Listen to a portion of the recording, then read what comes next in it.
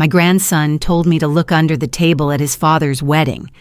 Some secrets are buried so deep you need a child's eyes to see them. Others are hidden in plain sight, waiting for the right moment to destroy everything you thought you knew about your family. I should have known something was wrong when my 8-year-old grandson, Marcus, whispered those words to me during the wedding reception. The way his small fingers tugged at my Chanel sleeve, the urgency in his voice cutting through the jazz quartet's rendition of At Last. It should have been my first warning, but I was too busy being proud, too busy watching my son David, 42 years old and finally settling down with Rebecca, a woman I'd handpicked myself. Too busy basking in the compliments about the wedding I'd orchestrated and funded. Every white rose, every crystal chandelier, every detail of this $300,000 celebration screamed success. My name is Vivian Montgomery Price, and I didn't claw my way from a 2-bedroom apartment in Oakland to a $12 million estate in Pacific Heights by ignoring details.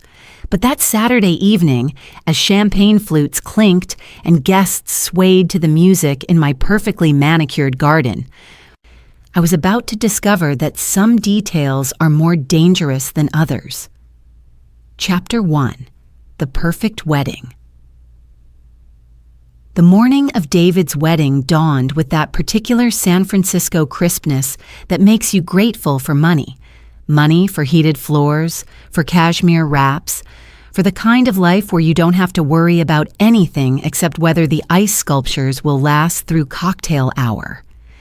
I stood on the terrace of my Pacific Heights mansion, watching the event coordinators transform my garden into something from a fairy tale. White silk draping fluttered between century-old oak trees, and thousands of white roses created pathways that seemed to glow in the morning light.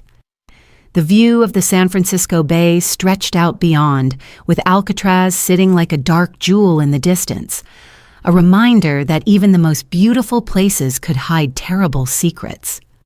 "Mrs. Price, the caterers need to discuss the champagne service," my assistant Marina called from the French doors. She'd worked for me for 15 years, ever since David graduated from Stanford, and she knew better than anyone how I demanded perfection. "Tell them Dom Perignon 2008 for the toast, Bollinger for the reception, and Marina?" I turned, fixing her with the look that had closed billion-dollar deals. "If anyone tries to substitute, remind them that I know exactly what I'm paying for." She nodded and disappeared back inside. This was how I'd built Montgomery Price Investments from a single office in the financial district to a firm managing $8 billion in assets. Details mattered, control mattered, and today controlling every aspect of my son's wedding mattered more than anything. The irony wasn't lost on me that the woman who'd spent decades learning to read market fluctuations, who could spot a bad investment from a mile away, was about to be blindsided by something happening right under her own roof.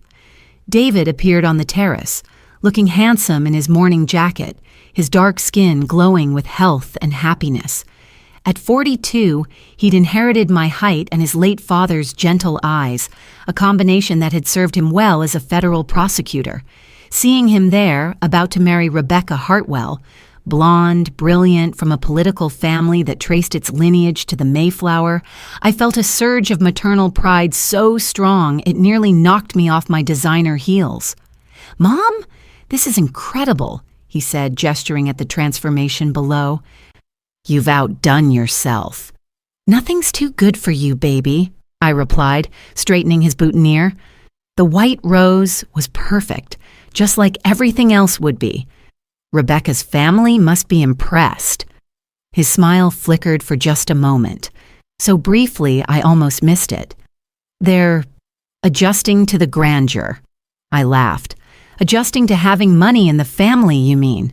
The Hartwells are old money. They're used to understated elegance, but sometimes you need to make a statement." What I didn't say was that this wedding was exactly that, a statement, a declaration that Vivian Montgomery Price's son had arrived that he was marrying into American aristocracy, that the girl from Oakland who'd started with nothing was now the matriarch of a dynasty. David kissed my cheek. I should go check on Marcus. He's been excited about being ring bearer all week, but he seemed a little, distracted this morning. Marcus, my grandson, the light of my life and the one pure thing to come from David's disastrous first marriage to that woman, Carmen.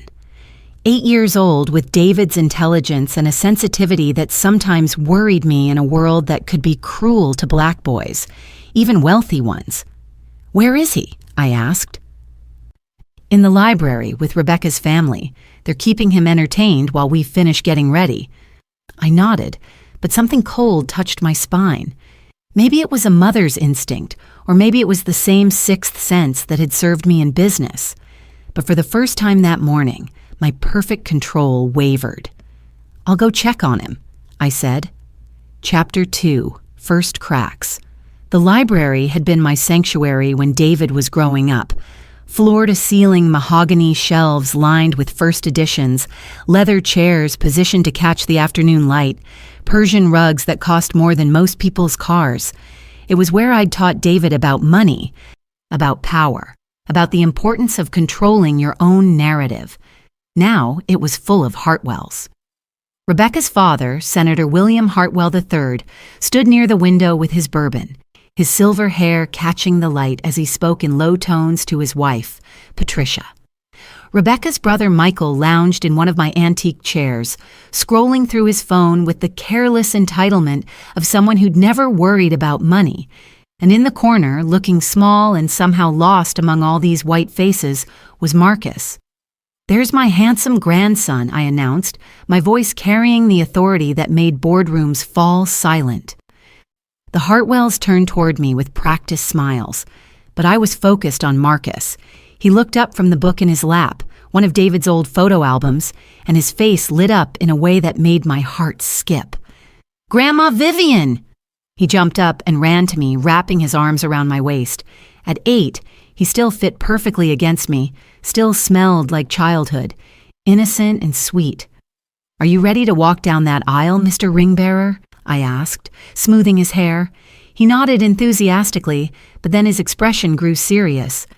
"Grandma, I found something." "Marcus," Patricia Hartwell interrupted with a smile that didn't reach her eyes. "Why don't you show your grandmother the lovely pictures in that album? We were just admiring how much you look like your father." There it was, the subtle emphasis on father, the implication that hung in the air. Marcus was David's son, but he wasn't Rebecca's, and therefore not quite family in their eyes. I'd seen this before, the polite exclusion, the way certain circles made it clear that you might be welcome, but you'd never truly belong. My jaw tightened, but I kept my voice level. "Marcus looks like a Montgomery Price," I said. "Strong, intelligent, destined for great things." Senator Hartwell chuckled. "Of course. And we're so pleased he'll be part of our extended family now." Extended family? Not real family. I filed that away for later consideration. "Grandma?" Marcus whispered, tugging at my sleeve again. "Can I talk to you? Alone?"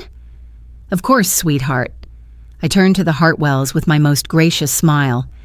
"If you'll excuse us, I need to have a special grandmother-grandson moment before the ceremony." We stepped out onto the library's private balcony overlooking the side garden where guests were already beginning to arrive. Marcus seemed nervous, shifting from foot to foot in his miniature tuxedo. "What's on your mind, baby?" I asked. Kneeling down to his level, he looked back through the glass doors to make sure we were alone, then leaned close. I was looking at Daddy's old pictures from when he was little like me. "Those are fun, aren't they? Your daddy was quite the handsome little boy." "Yeah, but..." He frowned, that serious expression that made him look older than his years. "Grandma, why don't we have any pictures of Daddy when he was a teenager?" The question hit me like a physical blow. I tried to keep my expression neutral, but Marcus had always been observant. Too observant sometimes. "What do you mean, sweetheart?" "In the album. There are lots of pictures of Daddy when he was little, like 5 and 6 and 7, and then there are pictures from when he was in college, but nothing from when he was like 13, 14, 15. Why? My mouth went dry. Those missing years. The time I never spoke about. The period that David himself seemed to have blocked from his memory. The reason I'd spent the last 25 years building walls of money and success around our family. Sometimes families just don't take as many pictures during certain times, I said carefully. People get busy, cameras get lost. But Marcus was shaking his head. No, Grandma. It's not just that there aren't many pictures. There aren't any pictures. And when I asked Mrs. Hartwell about it, she got this weird look on her face. Ice water flooded my veins. You asked Mrs. Hartwell about it? She was looking at the album with me, and I pointed it out. She said maybe they got damaged or something. But then she said something to Mr. Hartwell in that quiet voice grown-ups use when they don't want kids to hear. What did she say? Marcus looked uncomfortable. Something about records and sealed files, and how it was probably better that way. I stood up slowly, my mind racing. The Hartwells knew. Somehow, despite all my money, all my lawyers, all my careful construction of our perfect life, they knew about those missing years. Marcus, I said, fighting to keep my voice steady, you shouldn't worry about old pictures today. This is a happy day, a celebration day. He nodded, but I could see the confusion in his eyes. Children are like human lie detectors. They know when adults are hiding something, even if they don't understand what. Okay, Grandma, but... He hesitated. If something was wrong back then, you'd tell me, right? When I'm old enough? I pulled him close, breathing in his innocence while my mind calculated damage control. The Hartwells knew something, but how much? And more importantly, what did they plan to do with the information? Of course, sweetheart. But right now, let's focus on making this the most beautiful wedding your daddy could ever have. As we walked back toward the house, I caught a glimpse of myself in the library window, a successful, powerful woman in a perfectly tailored Armani suit, worth more money than most people could imagine, surrounded by luxury and influence. But reflections can be deceiving, and sometimes the most successful people are the ones with the most to hide. Chapter 3. The ceremony by 4 o'clock. 300 of San Francisco's elite had gathered in my garden. The mayor was there, along with half the city council. Tech billionaires mingled with federal judges, socialites, air-kissed wine country aristocrats, and everyone agreed that this was the wedding of the season. I took my place in the front row, wearing a champagne-colored silk suit that had cost more than most people's monthly salary. To my left sat Carmen, David's ex-wife and Marcus's mother. We maintained a cordial relationship for Marcus's sake, but I'd never forgiven her for the chaos she'd brought into David's life during his early 30s. Carmen looked nervous, which was unusual. She was typically composed, a pediatrician with her own successful practice. She'd always been poised under pressure, but today she kept glancing around as if expecting trouble. Beautiful ceremony, she murmured as the string quartet began the processional. Of course it is, I replied. I planned every detail. She was quiet for a moment, then, Vivian, has David seemed, stressed to you lately? I turned to look at her properly. Carmen had olive skin and dark eyes that revealed too much when she was worried. What do you mean? Just when he picks up Marcus, he seems distracted. And last week, when I tried to talk to him about Marcus's school schedule, he cut me off, said he had to deal with some family business and couldn't talk. Family business. I felt that familiar tightening in my chest, the one that came whenever the past threatened to surface. David's a federal prosecutor, I said dismissively. He's always dealing with stressful cases. But even as I said it, I wondered, what family business? I managed all the family's financial affairs, all the legal matters. What could David be handling without my knowledge? The music swelled, and Marcus appeared at the far end of the aisle, carrying the ring pillow with the seriousness of a child given an important task. He walked slowly, carefully, his small face focused with concentration. When he reached our row, he gave me a quick smile before taking his seat next to Carmen. Then came Rebecca, floating down the aisle in a Vera Wang gown that had cost $40,000. She was beautiful. There was no denying that. Blonde hair swept into an elegant chignon, blue eyes bright with happiness, every inch the perfect political wife she'd been groomed to be since birth. But as she passed our row, I caught something in her expression, a flicker of something that might have been triumph. It was gone so quickly I might have imagined it, but it left me uneasy. David stood waiting at the altar, handsome and confident in his custom tuxedo. When he saw Rebecca, his face lit up with genuine love. Whatever my concerns about the Hartwells, there was no doubt that my son adored his bride. The ceremony was perfect. The minister, a family friend who'd officiated at society weddings for 30 years, spoke about love conquering all obstacles, about the joining of two families, about building a future together. Rebecca's vows were eloquent and moving. David's were heartfelt and sincere. But I found myself distracted, my eyes drifting to the Hartwells in the front row across the aisle. Senator Hartwell looked pleased, but there was something calculating in his expression. Patricia dabbed at her eyes with a lace handkerchief, but her smile seemed forced. And Michael kept checking his phone, as if he were expecting an important message.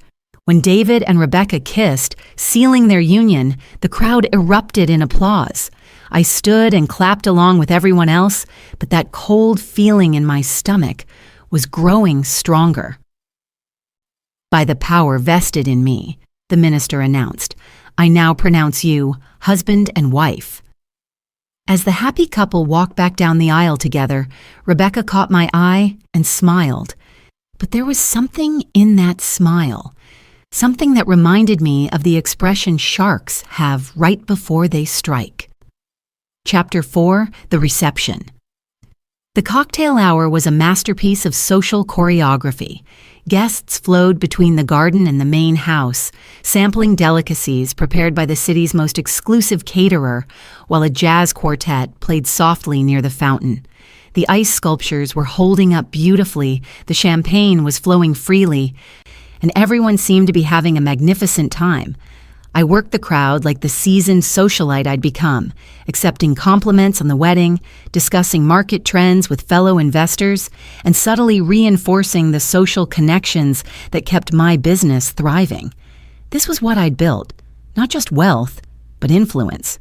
Not just success, but respect. Vivian, darling, this is absolutely spectacular, gushed Margaret Chen, wife of a tech mogul and one of the city's premier hostesses. You've truly outdone yourself. Thank you, Margaret. Nothing's too good for David's happiness. And Rebecca looks radiant. Such a perfect match.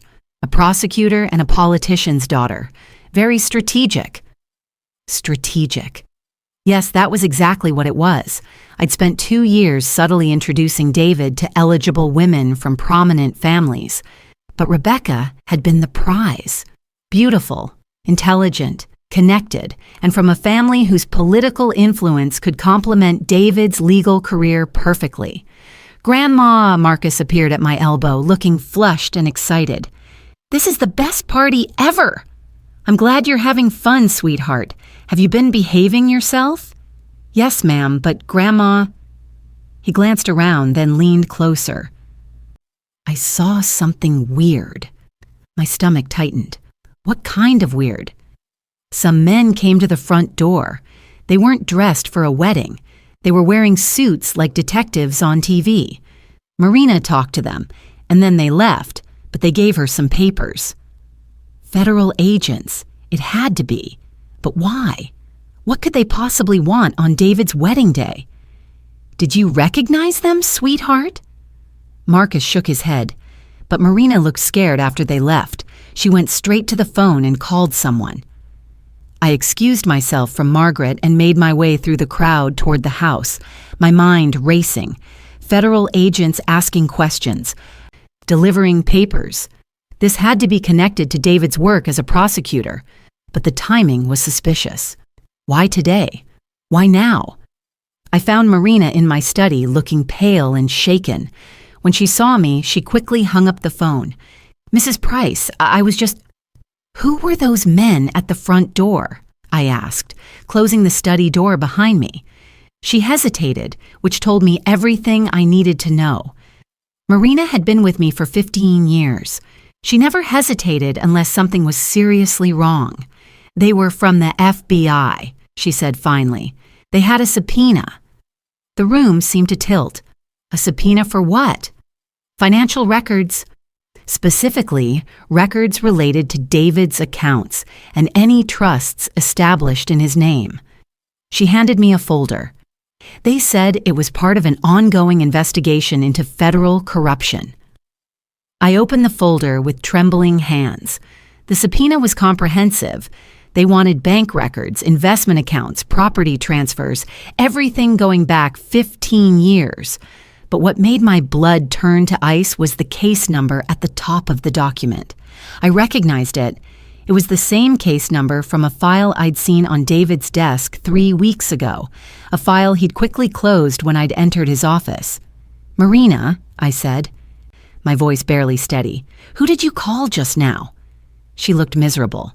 "Mr. David, I thought he should know before what? Before they serve him directly. Mrs. Price, they said they'll be back tomorrow with a warrant to search his apartment." The implications hit me like a physical blow. David was being investigated for federal corruption. The FBI was subpoenaing financial records that would reveal every transaction I'd made, every trust I'd established, every carefully constructed layer of our family's finances. And they were doing it the day after his wedding. "Did anyone else see this?" I asked. "I don't think so." I intercepted them at the front door before they could get to the reception area. "But Mrs. Price—" She looked terrified. "What if someone finds out? What if this gets out during the wedding?" What if, indeed? A federal corruption investigation would destroy David's career, ruin his reputation, and drag our entire family through a public scandal. Everything I'd built, everything I'd worked for, could be destroyed. But worse than that, much worse, was the possibility that this investigation might uncover those missing years Marcus had asked about. The years I'd spent 25 years ensuring stayed buried. "Marina, I need you to do something for me," I said, my mind already calculating damage control. "I need you to call Jonathan immediately." Jonathan Blackwood was my attorney. Not just any attorney, but the kind of lawyer who charged $1,000 an hour and earned every penny by making problems disappear. Tell him it's an emergency. Tell him I need him here within the hour. "But Mrs. Price, the reception—" "Will continue exactly as planned," I said firmly.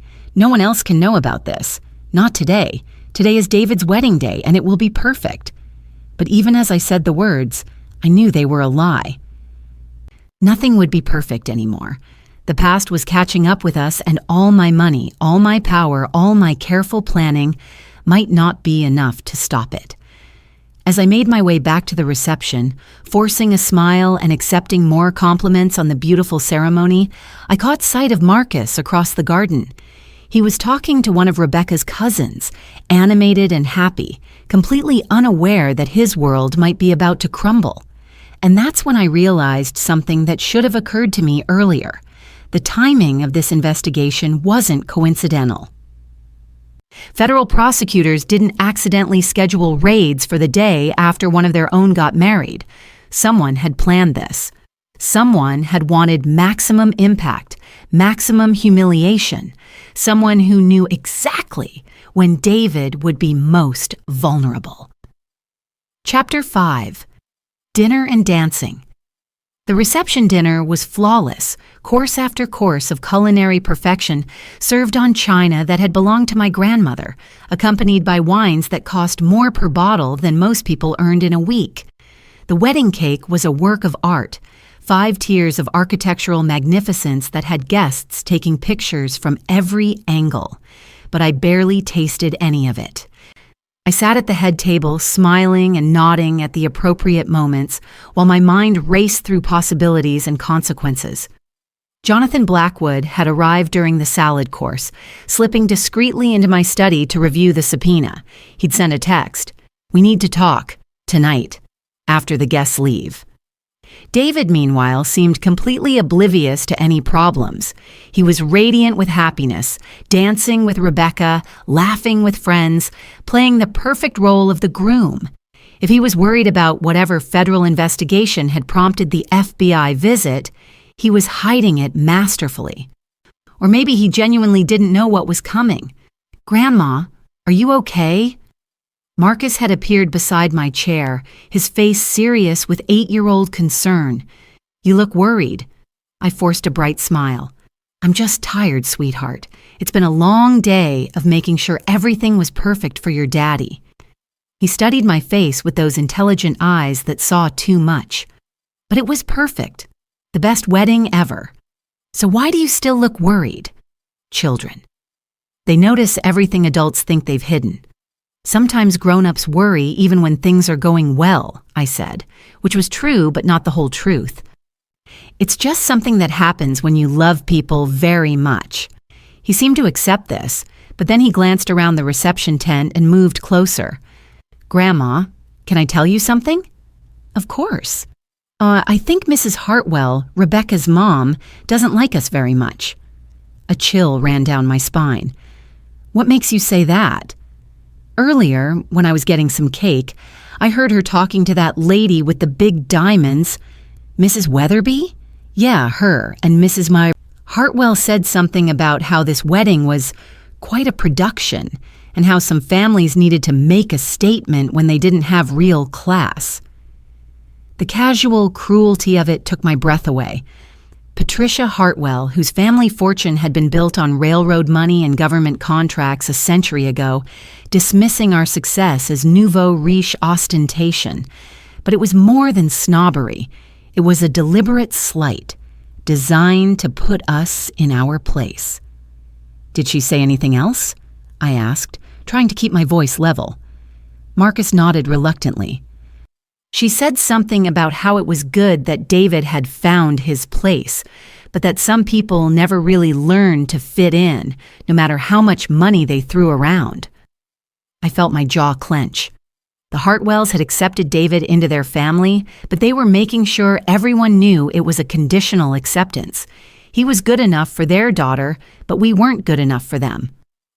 "Marcus," I said carefully, "did anyone else hear this conversation?" "I don't think so.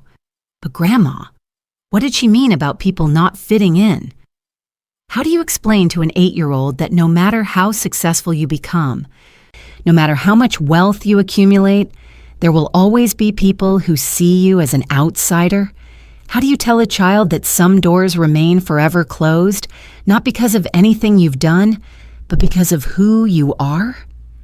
"Sometimes people say unkind things when they feel threatened," I said finally. "It doesn't mean they're right." But even as I comforted Marcus, my mind was working. The Hartwells' subtle hostility, the timing of the federal investigation, the way Rebecca had looked at me during the ceremony, it all felt connected somehow. "Grandma?" Marcus tugged at my sleeve again. "There's something else." "What, sweetheart?" "When I was in the library earlier, looking at those photo albums, I found something else weird." My blood turned to ice. "What did you find?" He glanced around to make sure no one was listening, then whispered, "There was a newspaper clipping stuck between some pages. It was old and yellow, like it had been there for a long time." "What did it say?" I couldn't read all of it. Some of the words were too big, but it was about a trial.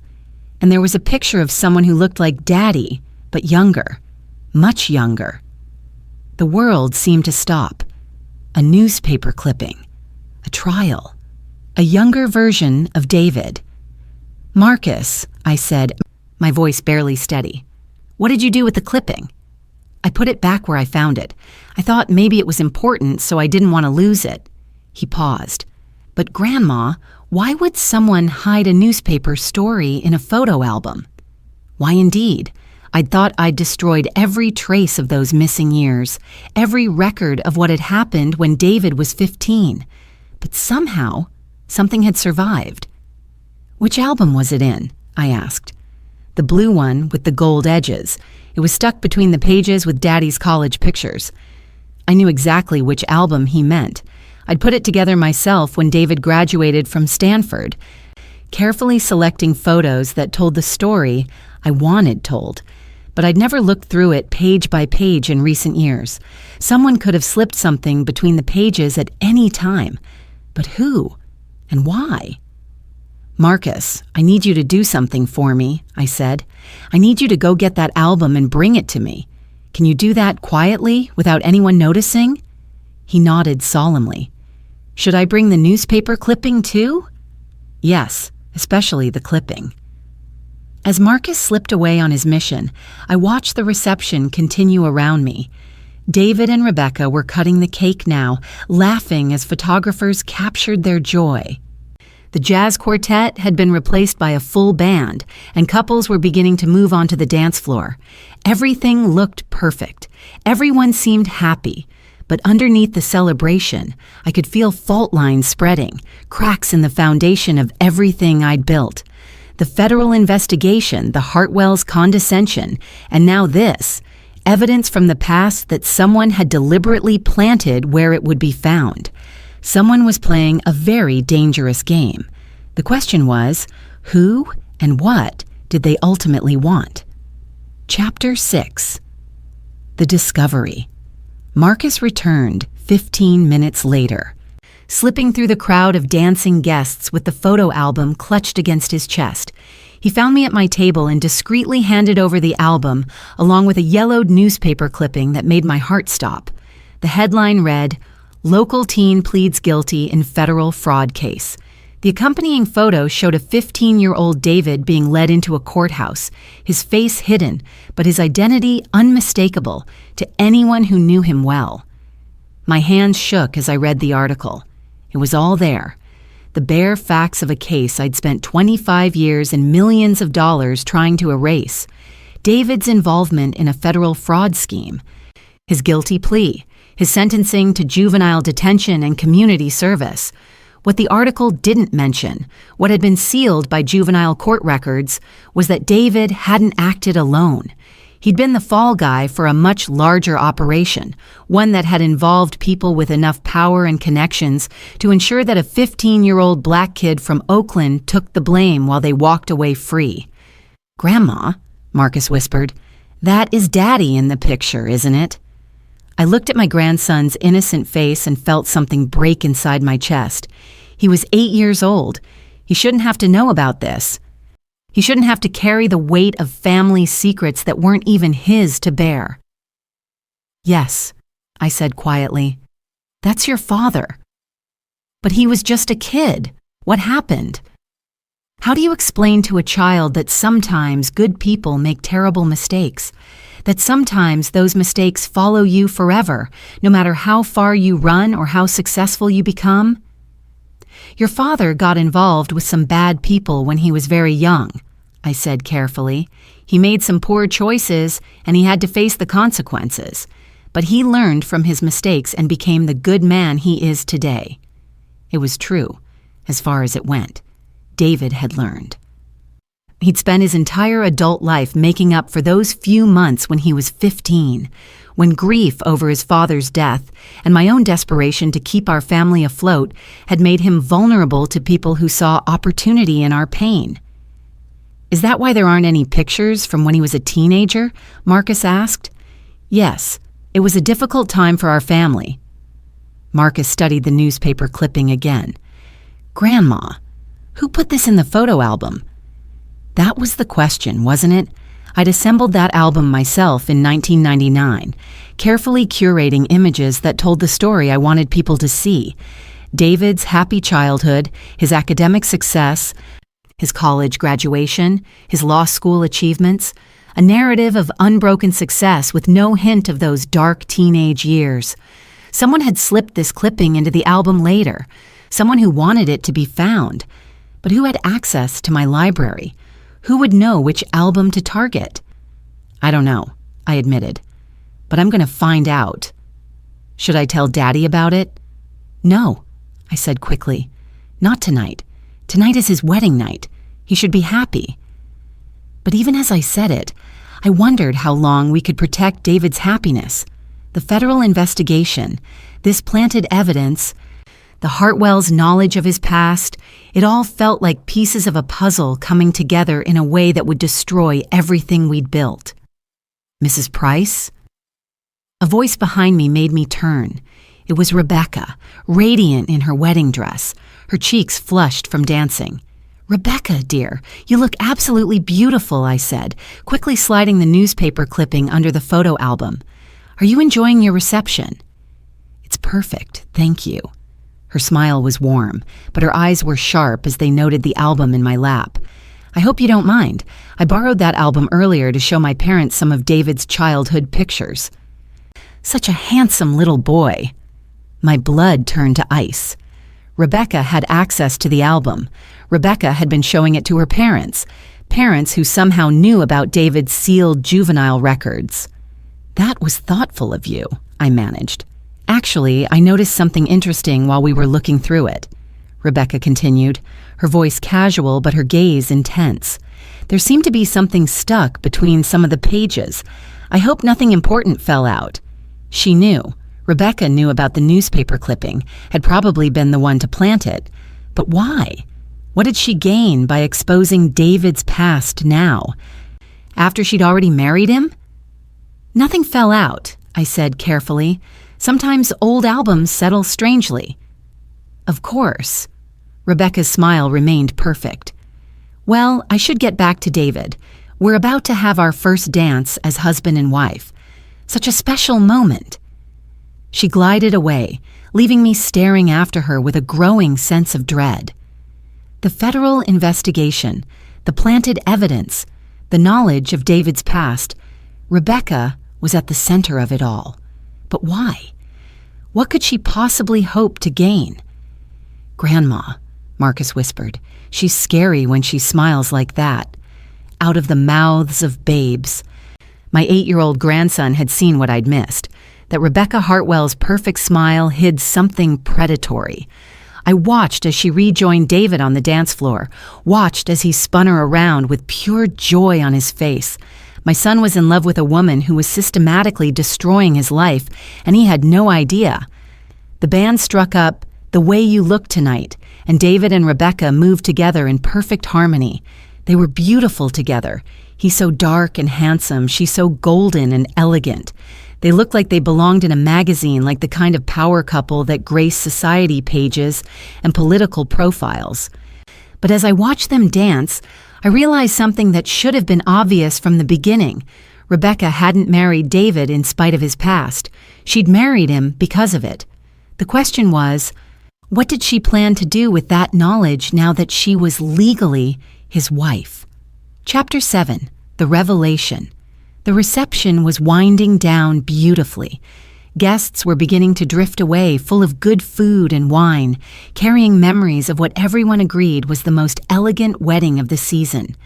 David and Rebecca were making their rounds, thanking everyone for coming, glowing with newlywed happiness. I should have been proud. I should have been satisfied. Instead, I was terrified. Jonathan Blackwood caught my eye from across the garden and nodded discreetly toward the house. It was time for our meeting, time to face whatever the FBI investigation meant for our family. Marcus, sweetheart, I said to my grandson, who was fighting sleep in his chair, why don't you go find your mother? I think it's time for little boys to go home and get some rest. He rubbed his eyes but shook his head. I want to stay with you, Grandma. Something bad is going to happen, isn't it? The perceptiveness of children never ceased to amaze me. What makes you think that? Because you have that look you get when you're about to fire someone at your company, and because that Lady Rebecca keeps looking at us funny. I glanced across the garden and saw that Marcus was right. Rebecca was indeed watching us, even while accepting congratulations from departing guests. There was something calculating in her expression, something that made my skin crawl. "Everything will be fine," I lied, kissing the top of his head. "But you do need to go home and get some rest. Tomorrow is a school day." Reluctantly, he allowed Carmen to collect him. But he looked back at me with worried eyes as they left. Smart boy. Too smart for his own good sometimes. As the last guest departed and the catering staff began their cleanup, I made my way to my study where Jonathan was waiting. At 72, he was still sharp as a razor, with silver hair and the kind of presence that commanded respect in any courtroom. "Vivian," he said without preamble, "we have a problem." "How big a problem?" He spread the FBI documents across my desk. "The investigation is being led by the Public Integrity Section of the Justice Department. They're looking into a conspiracy involving federal contracts, specifically infrastructure projects awarded over the past 5 years. My stomach dropped. Infrastructure projects? Roads, bridges, public buildings, projects worth hundreds of millions of dollars. The kind of projects that require federal prosecutors to sign off on environmental impact statements and regulatory compliance. David had been involved in exactly those kinds of cases. As a federal prosecutor specializing in white-collar crime, he'd overseen numerous investigations into construction fraud and bid rigging schemes. "Are they saying David took bribes?" I asked. "They're not saying anything yet, but the financial records they're requesting suggest they're looking at unusual patterns in his accounts, large deposits that don't correspond to his salary, investments that seem beyond his means." "His means?" I felt anger flare. "I've been supplementing his income for years. Family, money, perfectly legal gifts." "That's just it," Jonathan interrupted. "They want to trace every dollar, every gift, every investment, every trust fund contribution. And Vivian..." He hesitated. "They specifically mentioned they're interested in any connection to his juvenile record." The room seemed to spin. "His juvenile record is sealed. Sealed. Not destroyed. And if they can prove it's relevant to a current federal investigation, they can petition to have it unsealed. 25 years of careful construction, of building walls around our family's secrets, and it could all come crashing down because of Rebecca Hartwell and whatever game she was playing. There's something else," Jonathan continued. "I made some calls while you were finishing the reception. The lead prosecutor on this case is someone you might find interesting." "Who?" "Assistant U.S. Attorney Rebecca Hartwell Montgomery." My blood turned to ice.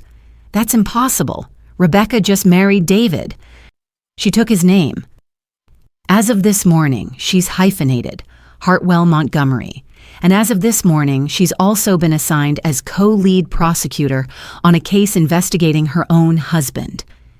The implications hit me like a physical blow.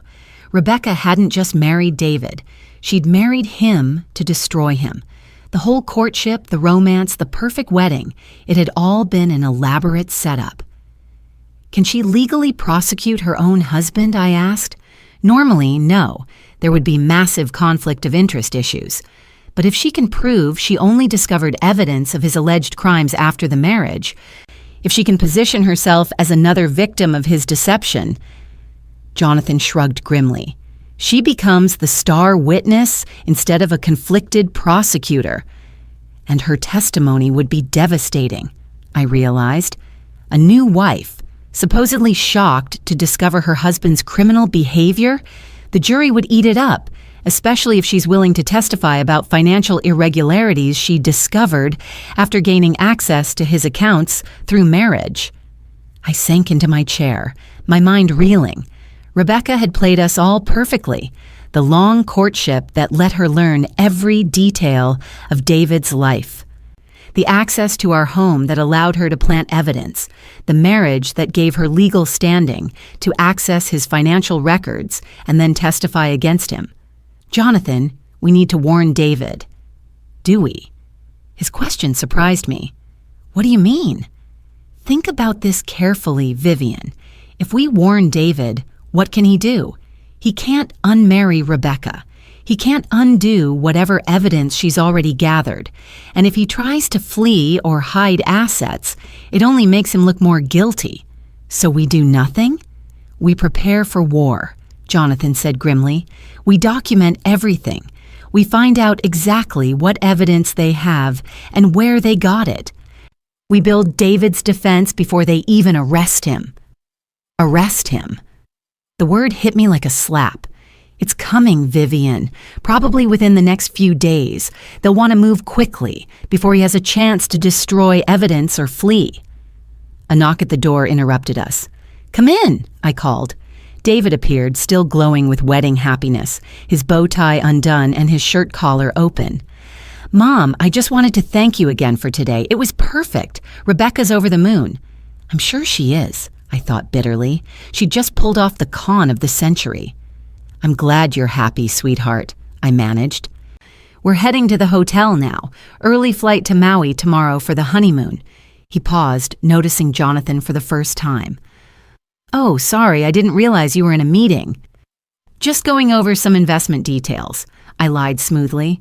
"You know how Jonathan worries about the portfolio." David laughed. "Always working, both of you. Well, I'll leave you to it. Love you, Mom." After he left, Jonathan and I sat in silence for a long moment. My son had just walked out the door with his new wife, a woman who was planning to destroy him, and he had no idea. "We have to tell him," I said finally. "Not yet.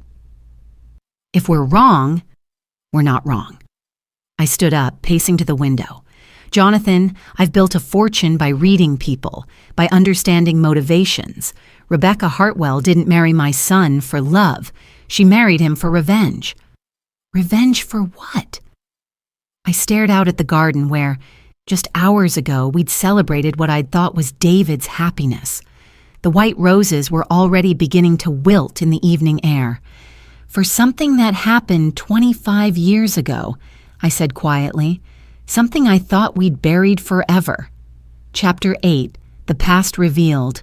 Jonathan poured himself a scotch from my bar and settled back in his chair. "I think it's time you told me the whole story, Vivian. All of it." I'd been dreading this moment for 25 years, the moment when I'd have to relive the worst period of my life, when everything I'd worked for had nearly been destroyed by grief, desperation, and a 15-year-old boy's mistake. "David was 15, I began, the words feeling like broken glass in my throat. His father, my husband Marcus, had just died of a heart attack. Massive coronary at 43. No warning, no time to prepare. The memory still had the power to knock the breath out of me. Marcus Montgomery, the love of my life, brilliant engineer, devoted father, dead on our kitchen floor while David and I stood helpless. We were comfortable then, but not wealthy. Marcus had a good job with the city engineering department. I was just starting my investment firm. Most of our assets were tied up in the house and his pension, which took months to process. "You were struggling financially," Jonathan observed. "Struggling doesn't begin to cover it. The funeral costs, the mortgage, David's private school tuition, everything hit at once. I was working 18-hour days trying to build my business, and David was falling apart. I could still see him at 15. Tall for his age, but painfully thin, his father's death having hollowed him out in ways that broke my heart. He'd been Marcus's shadow, the son who'd inherited his father's brilliance with numbers and his gentle nature. He started skipping school," I continued. "His grades were slipping. I was so focused on keeping us financially afloat that I didn't see how much he was hurting, how vulnerable he'd become. What happened? There was a man named Charles Hartwell." Jonathan's head snapped up. "Hartwell, as in?" "Rebecca's grandfather, Charles Hartwell, city councilman, real estate developer, pillar of the community." The bitterness in my voice was sharp enough to cut. He approached David at a community center where he'd been volunteering for court-mandated community service after a minor shoplifting incident. Even now, thinking about Charles Hartwell made my blood boil. Tall, silver-haired, distinguished, the kind of man who commanded respect simply by walking into a room, the kind of man who saw opportunity in a grieving teenager's vulnerability. Hartwell was running a sophisticated fraud scheme, I continued. City contracts, federal infrastructure grants, environmental assessments, all of it rigged. He needed someone with access to city engineering documents, and David, with his father's security clearance still active, was perfect. David was stealing documents? David thought he was helping investigate corruption. Hartwell convinced him that city officials were stealing money meant for infrastructure improvements in poor neighborhoods, which was partially true. What David didn't know was that Hartwell was the one running the scheme. I remembered the night David had finally told me what he'd been doing, the night everything fell apart. He'd been so proud, so convinced he was fighting injustice. My brilliant, naive, the broken-hearted son had thought he was saving the world. For 3 months, David copied documents, provided insider information, helped Hartwell's people access restricted areas. He thought he was working undercover for the good guys. Until the FBI raided our house at 6 in the morning. 20 agents, search warrants, the works. They'd been investigating Hartwell for months, and David's phone number was in his records. The memory of that morning still gave me nightmares. David in handcuffs, confused and terrified. FBI agents tearing through our home, seizing computers, documents, anything that might be evidence.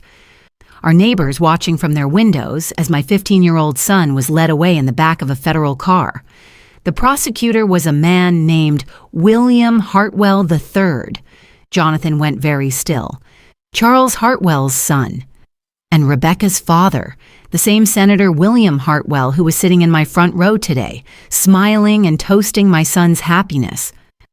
The pieces were falling into place, and I could see Jonathan beginning to understand the scope of what we were dealing with.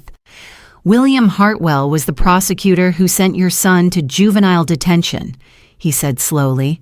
More than that, he was the prosecutor who made sure David took the fall for everything, while his own father walked away clean. I still remembered that courtroom, David small and scared at the defendant's table, William Hartwell tall and righteous at the prosecution table, painting my son as a criminal mastermind instead of a grief-stricken teenager who'd been manipulated by experts. The deal they offered was simple, I continued. David pleads guilty to federal fraud conspiracy, serves 8 months in juvenile detention, and the investigation goes no further. If he fights it, if we try to implicate Charles Hartwell, they'll try him as an adult and he'll face 20 years in federal prison. So you took the deal. I took the deal, and I spent every penny I had, mortgaged everything I owned, called in every favor from every connection I'd made, to ensure that David's juvenile record would be sealed permanently. I rebuilt my business from nothing, made sure David got into the best colleges, the best law school, created a new narrative for our family where none of this had ever happened. And you thought you'd succeeded. I laughed bitterly. For 25 years, I thought we were safe. David doesn't even remember most of it. Trauma-induced selective amnesia, the doctors called it. He knows he was in some trouble as a teenager, but not the details, not the full scope of what happened. But the Hartwells remembered. Oh, they remembered. And when Rebecca started dating David 2 years ago, when it became clear they were serious, they must have seen an opportunity for revenge. Jonathan was quiet for a long moment, processing the implications.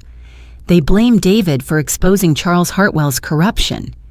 Even though Charles was never prosecuted, the investigation destroyed his political career. He lost his city council seat, his development business collapsed, his reputation was ruined. He died 10 years ago a broken man, and his family never forgot who they held responsible. So they raised Rebecca to be a weapon. The thought made me sick, but it was the only explanation that made sense. Rebecca's law career, her assignment to the public integrity section, her systematic courtship of David, it was all planned, all designed to give her the perfect position to destroy him. She's been gathering evidence for 2 years, I realized, learning our finances, documenting every gift I've given David, every trust fund disbursement, every investment, building a case that makes him look corrupt while she positions herself as the innocent wife who discovered his crimes. And now she has him exactly where she wants him, Jonathan said grimly, married, vulnerable, and completely unaware of what's coming. A soft knock at the door interrupted us. "Mrs. Price?" Marina's voice was hesitant. "I'm sorry to disturb you, but there's someone here to see you. A Miss Hartwell?" My blood turned to ice. "Rebecca?" "No, ma'am. She said her name was Patricia Hartwell. She said it was urgent." Rebecca's mother. Here now. While David and Rebecca were on their way to their honeymoon suite. "Send her in," I said, steeling myself for whatever was coming next. Patricia Hartwell entered my study with the bearing of someone who'd never doubted her place in the world. Even at nearly 70, she was elegant in the way that only old money could be. Understated jewelry, perfectly cut clothing, that particular brand of confidence that came from centuries of social prominence. "Mrs. Price," she said with a smile that didn't reach her eyes, "thank you for seeing me. I hope I'm not interrupting anything important." "Not at all," I replied. My voice steadied despite the fury building inside me. "Though I am surprised to see you. Shouldn't you be celebrating your daughter's wedding?" "Oh, I am celebrating," Patricia said, settling into the chair across from my desk as if she owned the place. "This has been a very successful day for our family." The casual arrogance of it made my hands clench. I'm sure it has. "You know, Mrs. Price, I have to admit, when Rebecca first told us she was dating your son, we were concerned. The family history, you understand." "What family history would that be?" I asked, though I already knew. Patricia's smile sharpened. "Come now. We're not strangers to each other, not really. Our families have been connected for 25 years, ever since your son tried to destroy my father-in-law. My son was 15 years old. Your son was a criminal who nearly sent an innocent man to prison." The rewriting of history was breathtaking in its audacity. Charles Hartwell, the man who'd manipulated a grieving teenager into committing federal crimes, was now the innocent victim. "But that's all in the past," Patricia continued. "What matters now is the future, and Rebecca's future, as David's wife, is very bright indeed." "What do you want?" I asked bluntly. "Want?" Patricia looked genuinely surprised. "My dear woman, I don't want anything. I have everything I came for. My daughter is married to your son, which means she now has legal access to all his financial records, all his confidential information, all his secrets." The threat was clear, but I wasn't about to let her see my fear. "If you think Rebecca can use marriage to get around attorney-client privilege—" "Oh, we're not interested in his legal work," Patricia interrupted. "We're interested in his illegal work, the bribes, the kickbacks, the money laundering scheme you've been running through various shell companies for the past 5 years." My heart stopped. "That's a lie." "Is it?" The Montgomery Investment Trust, established in 2020 with an initial deposit of $2 million in cash. The Pacific Development LLC, incorporated in Delaware but doing business exclusively in California. The various offshore accounts in David's name, all funded with money that can't be traced to any legitimate source. Each revelation was like a physical blow. These weren't real crimes. They were expertly crafted fictions, built from legitimate transactions taken out of context and presented in the worst possible light. Those are legal business entities, funded with illegal proceeds and used to launder money through your son's position as a federal prosecutor. At least that's what the evidence will show when it's presented to a grand jury. I stared at her, finally understanding the full scope of what the Hartwells had planned. They hadn't just been gathering evidence for 2 years. They'd been manufacturing it. "You're framing him," I said quietly. "We're exposing him," Patricia corrected. "Your son has been living off corruption money for years, taking bribes to overlook crimes, using his position to enrich his family. Rebecca has documented everything." And if David goes to prison, Rebecca gets everything. His assets, his reputation, his freedom, all of it becomes hers to control. Patricia's smile was triumphant. Rebecca is a federal prosecutor, Mrs. Price. When she testifies against her own husband, when she tearfully explains how she discovered his crimes only after marrying him, the jury will see her as a hero, a woman who chose justice over loyalty, who sacrificed her own happiness to expose corruption.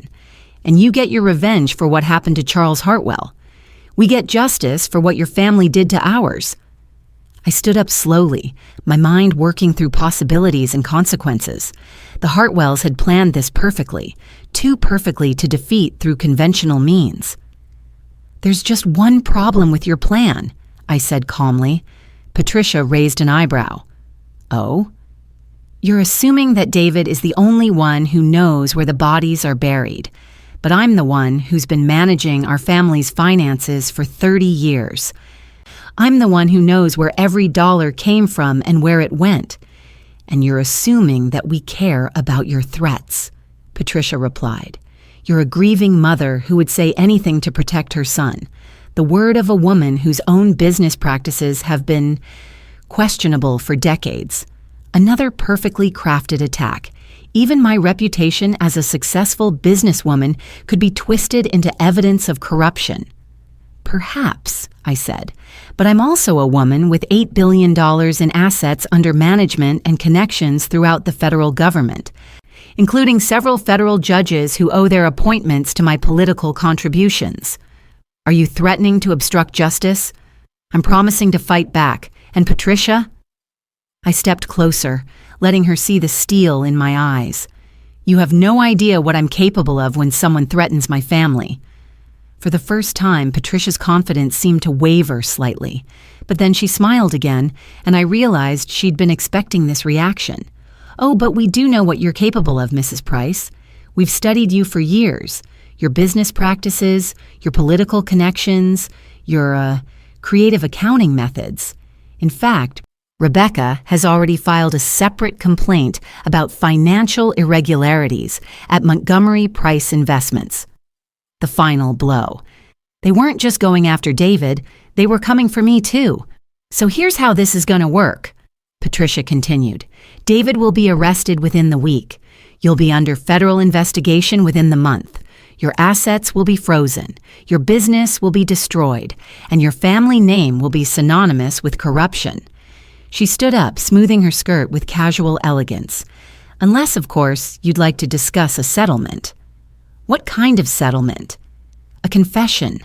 David pleads guilty to federal corruption charges, serves his time quietly, and you transfer controlling interest in Montgomery Price Investments to a trust managed by appropriate parties."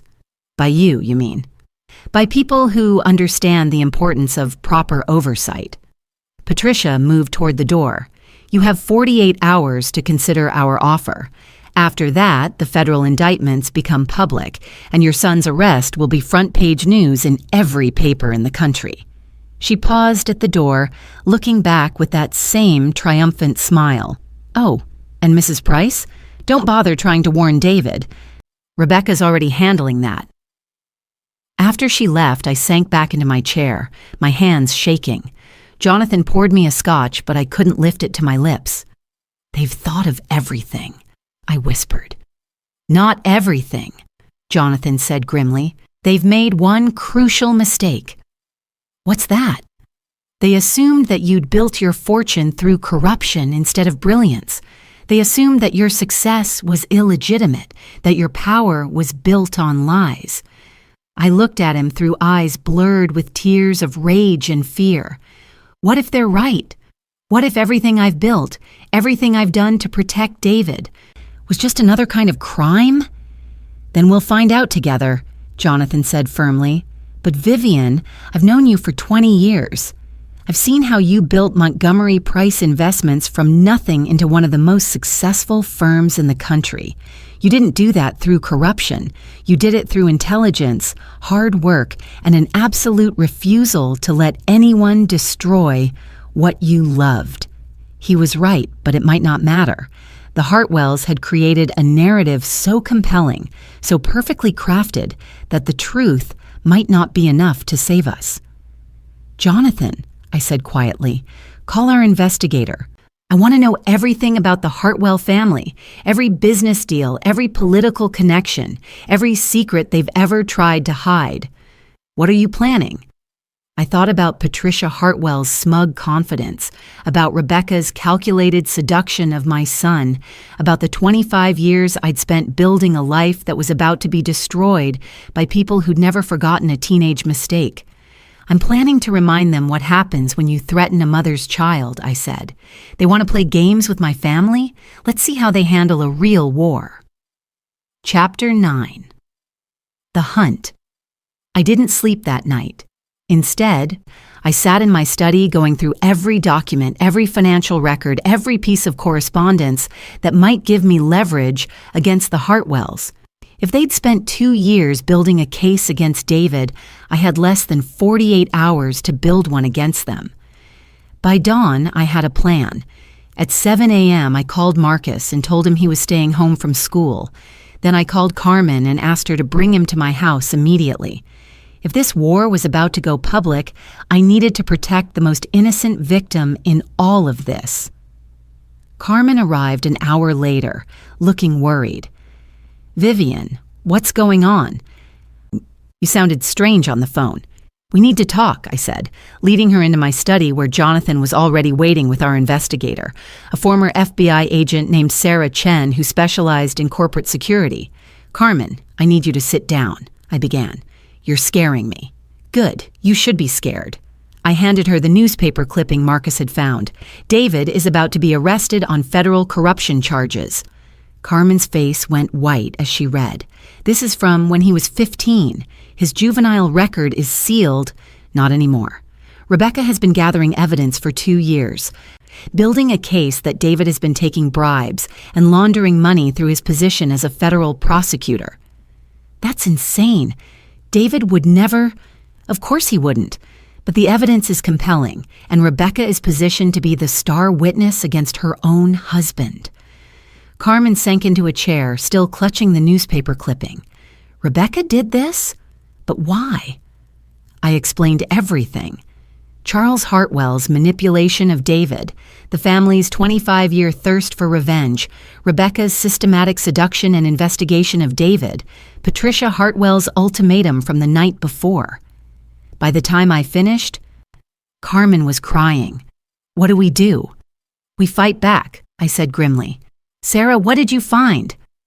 Sarah Chen opened her laptop and pulled up a series of files. At 45, she was lean and intense, with the kind of focused intelligence that had made her one of the FBI's best white-collar investigators before she'd gone into private practice. "The Hartwell family is more vulnerable than they think," she began.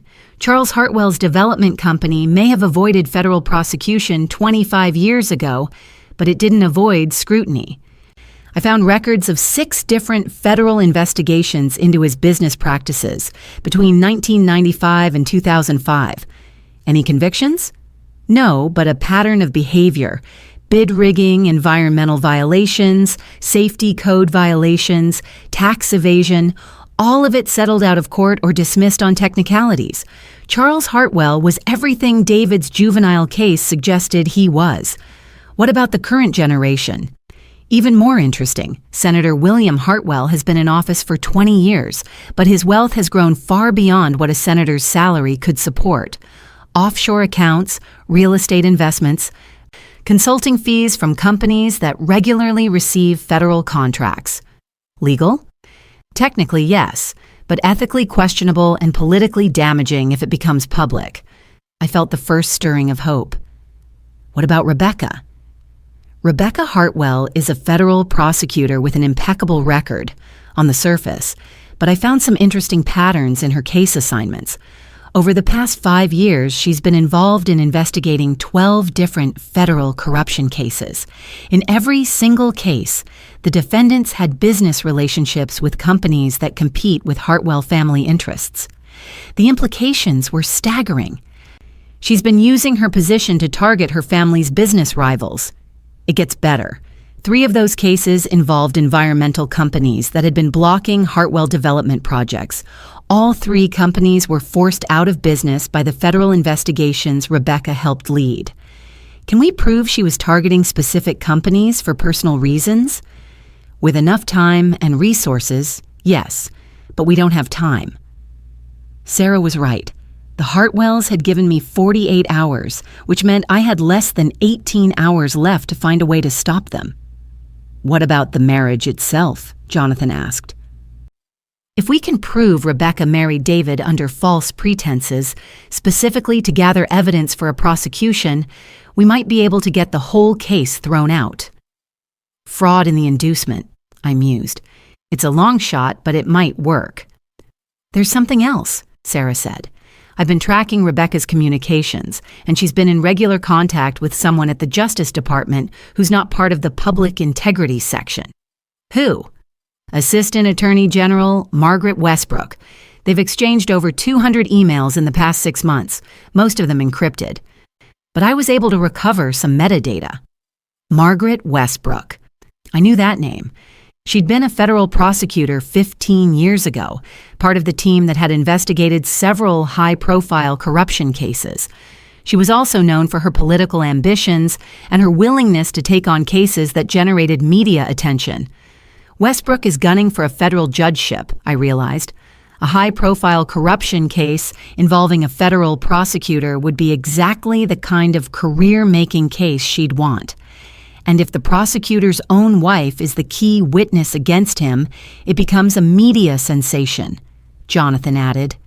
Which means Rebecca isn't working alone. She has backing from the highest levels of the Justice Department. The scope of the conspiracy was becoming clear. This wasn't just about family revenge. It was about political ambition, career advancement, and the kind of media spectacle that could launch careers and destroy lives. But it also meant that more people were vulnerable to exposure. Sarah, I need you to dig deeper into Margaret Westbrook's relationship with the Hartwell family. Financial connections, political contributions, anything that might suggest she's not acting purely in the interests of justice. Already on it. I should have something within a few hours. Good. Jonathan, I need you to start preparing David's defense, but do it quietly. We can't let him know what's coming until we have a strategy. What about Marcus? Carmen asked. He's already asking questions about that newspaper clipping. I looked at my grandson, who was playing quietly in the corner of my study, seemingly absorbed in a book, but undoubtedly listening to every word we said. 8 years old, and his world was about to be turned upside down by adult secrets and grudges he couldn't possibly understand. Marcus needs to know the truth, I said finally. Not all of it, but enough to prepare him for what's coming. He's just a child. He's David's son, and children are often the cruelest victims of their parents' wars. If this goes public, Marcus will hear about it at school, from friends, from strangers. He needs to hear it from us first, in a way that helps him understand that his father is a good man who made mistakes as a teenager, and is now being punished by people who want revenge. Carmen nodded reluctantly. What do I tell him about Rebecca? That was the hardest question. How do you explain to an 8-year-old that his stepmother, the woman his father had just married, the woman who was supposed to become part of their family, was actually their enemy? We tell him that sometimes people pretend to be something they're not, I said carefully, and that even when adults make terrible choices, it doesn't mean the children are responsible. A soft knock at the door interrupted us. Marina appeared, looking nervous. Mrs. Price, I'm sorry to disturb you, but you have a phone call. It's urgent. Who is it? Mr. David. He's calling from Hawaii. He sounds upset. My blood turned to ice. David and Rebecca had been in Hawaii for less than 12 hours. Their honeymoon was supposed to last a week. Why was David calling, and why did he sound upset? I took the call in my private line. David, what's wrong? Mom. His voice was strained, exhausted. I need to ask you something, and I need you to tell me the truth. Of course. Did something happen when I was 15? Something involving federal prosecutors and fraud charges? The world tilted. Rebecca had told him. She'd waited until they were alone, until they were legally married and 3,000 miles away from anyone who might help him, and then she'd revealed everything. David, Mom, please, I need to know. I've been having dreams, I guess. More like memories. And Rebecca showed me some documents, some court records. She says she found them while going through our financial paperwork for insurance purposes. Of course she did. The perfect cover story, the innocent explanation for her betrayal. Where are you now? I asked. In the hotel room. Rebecca went down to the spa. She said she wanted to give me time to process this information, to call you and get the truth. How thoughtful of her. How perfectly calculated. David, I want you to listen to me very carefully. What Rebecca showed you is true, but it's not the whole truth. You were 15 years old, you'd just lost your father, and you were manipulated by people who saw an opportunity to use your grief and confusion for their own purposes. What people? I closed my eyes, knowing that the next few words would change everything between us. Charles Hartwell, Rebecca's grandfather. The silence on the other end of the line was deafening. David? That's impossible. His voice was barely a whisper. Rebecca wouldn't. She loves me. David, I need you to come home today. Don't wait for your scheduled return. Don't discuss this with Rebecca. Just get on the next plane back to San Francisco. I can't just leave my wife on our honeymoon. Your wife is not who you think she is. I took a deep breath. David, Rebecca is a federal prosecutor who's been building a case against you for 2 years. She married you to gain access to our family's financial records and to position herself as a witness in your prosecution. Another long silence. Then, you're wrong. You have to be wrong.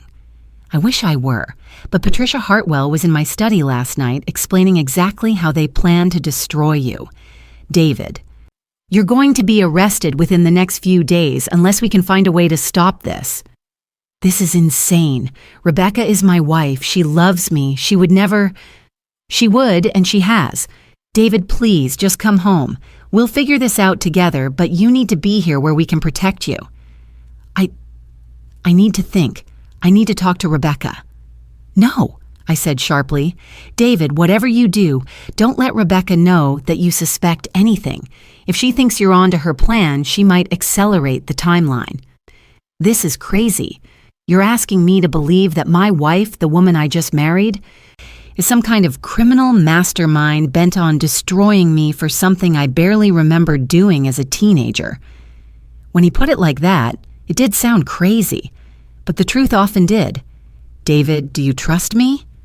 Of course. Then trust me now. Come home. Today. Tell Rebecca you got an emergency call about a case. Tell her anything but get on a plane and come back to San Francisco. And then what? Then we fight back.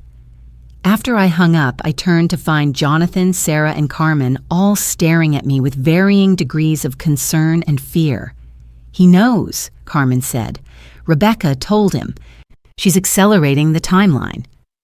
Which means we have hours, not days, Jonathan said grimly. Then we'd better get to work, I replied. But even as I said it, I wondered if we were already too late. The Hartwells had been planning this for years, while we were just now learning the rules of the game they'd been playing. And somewhere in a luxury resort in Maui, my son was having the worst conversation of his life with a woman who had spent 2 years pretending to love him while systematically planning his destruction. Chapter 10. The Trap Springs. David didn't come home that day, or the next. When I called his hotel, the desk clerk informed me that Mr. and Mrs. Montgomery had checked out early and left no forwarding information. When I tried his cell phone, it went straight to voicemail. When I called Rebecca's phone, a cheerful automated message informed me that the customer was out of the service area. They had vanished. This is bad, Sarah said, pacing my study like a caged tiger. If Rebecca has convinced David to run, it makes him look guilty. If she's taken him somewhere to process this information, she's had 3 days to work on him, to convince him that cooperating with the investigation is his only option. Or she's killed him, I said quietly. Everyone went silent.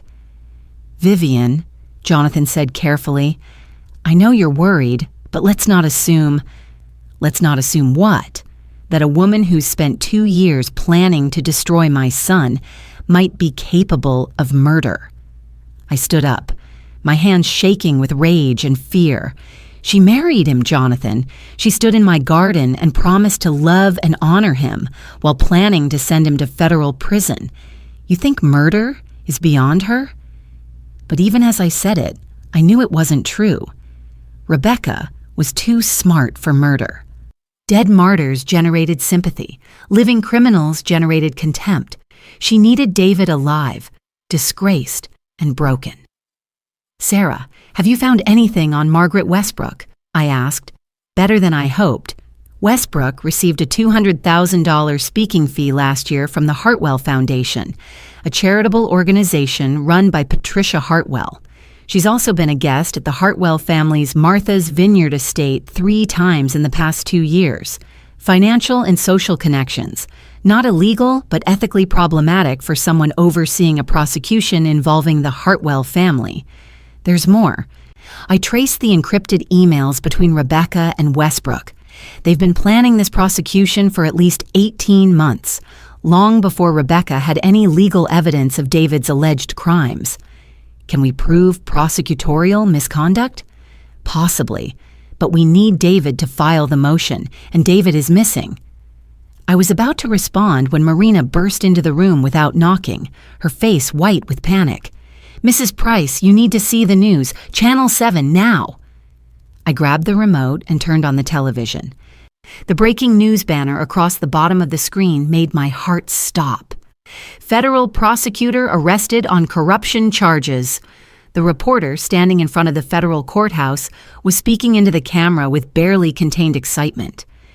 David Montgomery, a federal prosecutor with the U.S. Attorney's Office, was arrested this morning at San Francisco International Airport on charges including bribery, money laundering, and conspiracy to defraud the federal government. Sources close to the investigation say Montgomery was attempting to flee the country when he was taken into custody. The screen cut to footage of David being led through the airport in handcuffs, his face hidden by his hair, his expensive suit wrinkled and disheveled. Behind him, barely visible in the frame, was Rebecca, her face a perfect mask of shock and betrayal.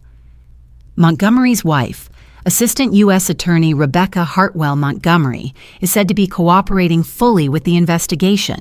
Sources indicate that Mrs. Montgomery provided crucial evidence that led to her husband's arrest, including financial records and recorded conversations. I turned off the television, my hands shaking so badly I could barely hold the remote. They'd done it. The Hartwells had destroyed my son, and they'd made it look like he was a coward who'd tried to run from justice. The narrative was perfect. The corrupt prosecutor caught trying to flee by his own heroic wife. Vivian, Jonathan said gently, we need to get to the courthouse. David will need representation at his arraignment. But I was thinking about something else, something that had been nagging at me since I'd seen the news footage. Sarah, I said. You said Rebecca and David checked out of their hotel 3 days ago. That's right. But the news report said David was arrested this morning at SFO, attempting to leave the country. Sarah's eyes sharpened. You're right. If they left Hawaii 3 days ago, where have they been? And why would David be trying to leave the country from San Francisco when he was already in Hawaii? Jonathan added. It would make more sense to flee from there. The pieces weren't fitting together. Rebecca was too smart to leave such obvious holes in her story, unless she wanted there to be holes, I realized. Unless she's planning something else. My phone rang. The caller ID showed David's number. David, I answered breathlessly. Mom. His voice was barely a whisper, strained and exhausted. I need help. Where are you? County jail. They're holding me on federal charges. Mom, I didn't do any of the things they're saying. I swear to you, I never took a bribe, never laundered money, never... I know, sweetheart, I know. We're going to get you out of this. They're saying Rebecca gave them evidence. Financial records, recorded conversations, emails. They're saying she's been working with the FBI for months, gathering evidence against me. I closed my eyes, feeling the weight of his pain and confusion. David, I tried to warn you. I know. I should have listened. But Mom, there's something else. Something that doesn't make sense. What? The recorded conversations they played for me. The ones they say Rebecca made. Some of them are from before we were married. Some are from our first few dates 2 years ago.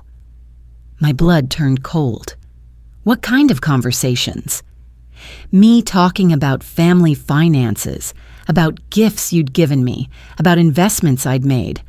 But Mom, I never had those conversations with Rebecca. I remember the dates they're from. We were still just casually dating then. We never discussed personal finances.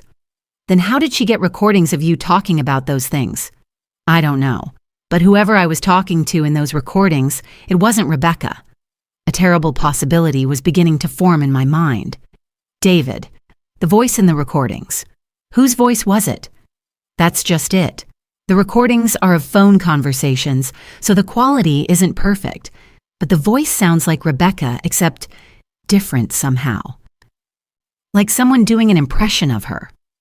Or like Rebecca doing an impression of someone else. The truth hit me like a physical blow. Rebecca hadn't just been gathering evidence against David for 2 years. She'd been impersonating someone else while she did it. David, who did you think you were talking to in those conversations about money? There was a long pause. Then, Carmen. I thought I was talking to Carmen about child support and college funds for Marcus. Carmen, who was sitting right across from me, went white. That's impossible. David and I never discussed his personal finances. Our conversations about money were strictly limited to Marcus's needs. But if Rebecca had been impersonating Carmen during phone calls with David, gathering information about our family's financial arrangements while pretending to be his ex-wife discussing their son's welfare, she was building a case from the beginning, I realized. Every casual conversation David thought he was having with Carmen about providing for Marcus was actually Rebecca, gathering evidence and creating recordings that make him sound like he's discussing illegal activity. How is that possible? Jonathan asked. Surely David would know the difference between his wife's voice and his ex-wife's. Not necessarily, Sarah said grimly. Voice modulation technology has become incredibly sophisticated. With the right software and some training, someone could impersonate another person's voice well enough to fool someone over the phone, especially if the calls were brief and focused on routine topics. And if David thought he was talking to Carmen about legitimate family financial planning, he would have spoken freely about gifts from me, trust funds, investment strategies, all things that could be taken out of context to sound like money laundering, I added. The scope of Rebecca's deception was breathtaking. She hadn't just seduced and married David. She'd been systematically impersonating Carmen for 2 years, gathering evidence while making David believe he was having routine, co-parenting conversations. David, I said into the phone, we're going to get you out of this. We're going to expose what Rebecca did, and we're going to make sure everyone knows you're innocent. How? They have recordings, financial documents, email evidence. Even if we can prove some of it was fabricated, how do we prove all of it was? It was a good question.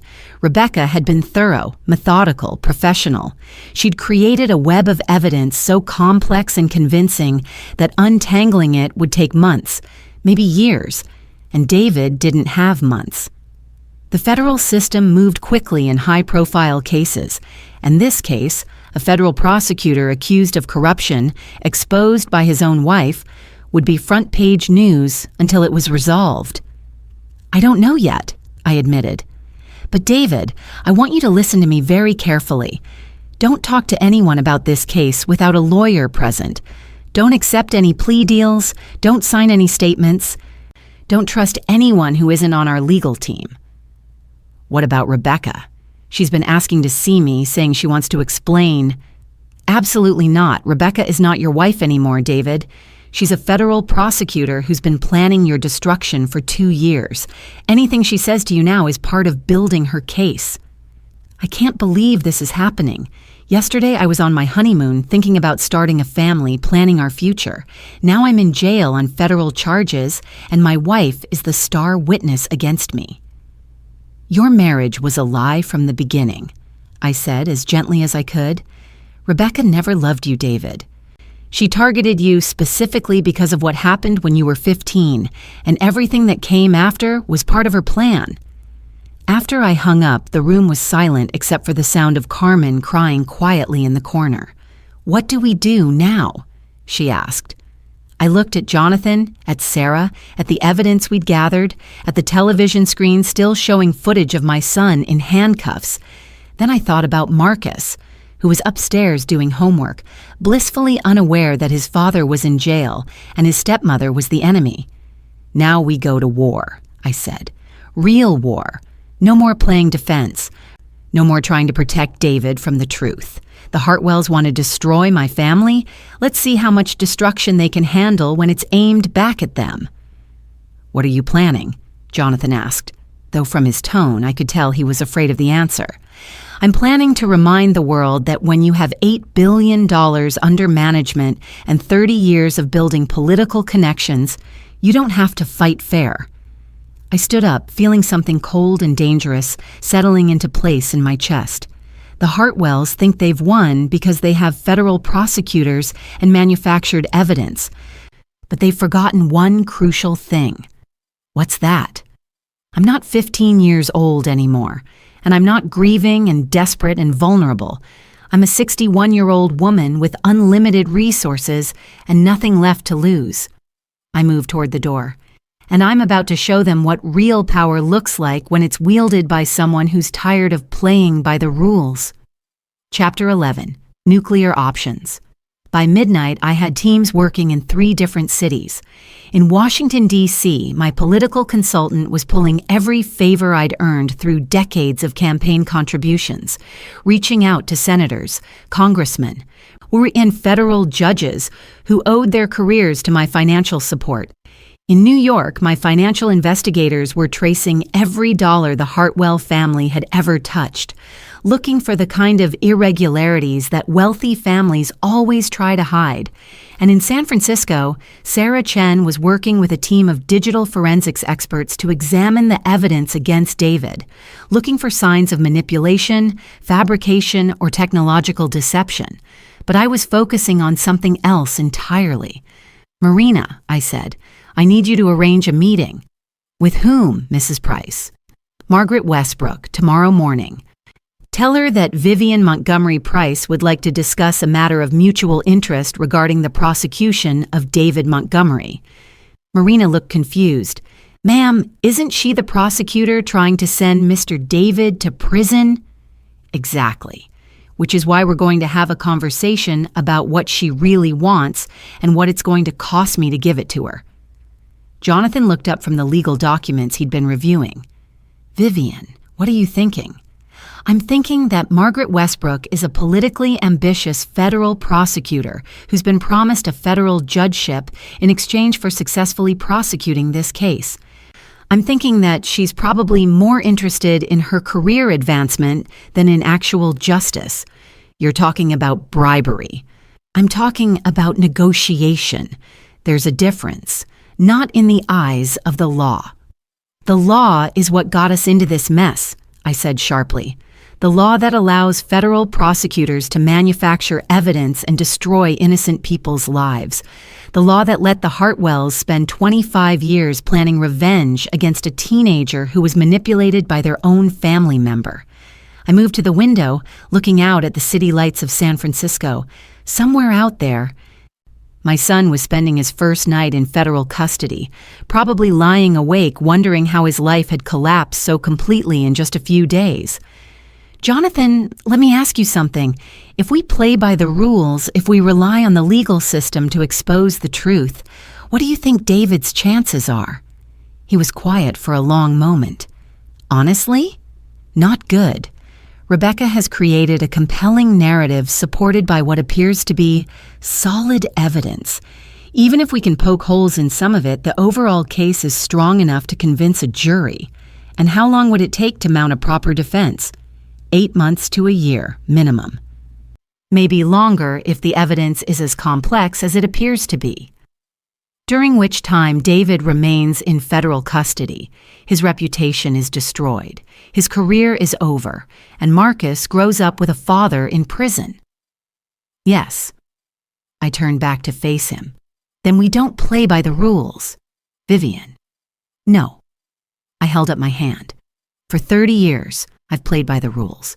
I've built my wealth legally, invested ethically, paid my taxes, made my political contributions through proper channels. And where did it get me? My son is in jail based on fabricated evidence, and my family is being destroyed by people who've been planning this for decades. I sat back down at my desk, pulling up files on my computer. The Hartwell family has been corrupt for 3 generations. Charles Hartwell built his fortune through bid rigging and fraud. William Hartwell has been using his Senate position to enrich his family for 20 years. Rebecca Hartwell has been abusing her prosecutorial power to target her family's business rivals. Can we prove any of that? Given enough time and resources, yes, but we don't have time. I opened a secure email account and began typing. So we're going to use their own tactics against them. What are you doing? I'm sending anonymous tips to every federal agency that might be interested in investigating the Hartwell family. The SEC will want to look at William Hartwell's financial records. The IRS will want to examine their charitable foundation. The FBI's Public Integrity Section will want to investigate whether Rebecca has been using her position for personal gain. That's exactly what they did to David. Anonymous tips, manufactured evidence, selective prosecution. I continued typing. The only difference is that the evidence against the Hartwells is real. Sarah looked up from her computer. Vivian, I hate to interrupt, but you need to see this. She turned her laptop around so I could see the screen. It was a financial analysis of the evidence against David, showing patterns of deposits and investments that allegedly proved he'd been taking bribes. This is very sophisticated, she said. Whoever created this evidence knows exactly how money laundering investigations work. They've created a pattern that looks compelling to federal prosecutors, but falls apart under detailed analysis. Falls apart how? The timing doesn't work. Several of these alleged bribe payments occurred on dates when David was in court, in meetings, or traveling on official business. His location can be verified through government records, but you'd need to do detailed forensic accounting to spot the discrepancies. So we can prove he's innocent? We can prove that this specific evidence is fabricated. But Vivian, they've created dozens of different pieces of evidence. Even if we can debunk some of it, there's still enough to build a case. Unless we can prove that all of it was fabricated by the same source, which would take months of forensic analysis. I stared at the screen, feeling the weight of time pressing down on me. Every day David spent in custody made him look more guilty. Every day the story stayed in the news damaged his reputation further. Every day that passed was another day that Marcus had to live with the knowledge that his father was in jail. There has to be a faster way, I said. There is, Sarah said quietly, but you're not going to like it. What? We give them what they want. I stared at her. You mean David pleads guilty? No, I mean we give the Hartwells what they really want, which isn't David's conviction, it's your destruction. The idea was so audacious it took me a moment to process it. Explain. Think about it. David was 15 years old when he got involved with Charles Hartwell. He was a victim, not a criminal mastermind. The person who really frustrated their plans, who really cost them their reputation and political power, was you. She was right. I'd been the one who'd hired the lawyers, built the financial fortress around our family, created the new narrative that erased those missing years from David's life. I'd been the one who'd outmaneuvered them for 25 years. "You're the real target," Sarah continued. "David is just the weapon they're using to get to you. They don't care if he spends 20 years in prison. They care that you spend 20 years watching him suffer for something you caused. So what are you suggesting? Trade places with him." The room went silent. "If you confess to orchestrating the money laundering scheme, if you admit that you used David's position to hide illegal income from your business, if you take full responsibility for everything they're accusing him of, David goes free and I go to prison. You're 61 years old, Vivian. Even if you got the maximum sentence, you'd likely serve 8 to 10 years. You'd be out in time to see Marcus graduate from college, maybe even from high school if you get early release. And David gets his life back. His reputation is restored. He becomes the innocent prosecutor who was manipulated by his own mother. Marcus gets to grow up with his father free and his family name cleared. I considered it. The logic was sound. And it would certainly appeal to the Hartwells' sense of poetic justice. The woman who'd outmaneuvered them for a quarter century, finally brought low by her own success.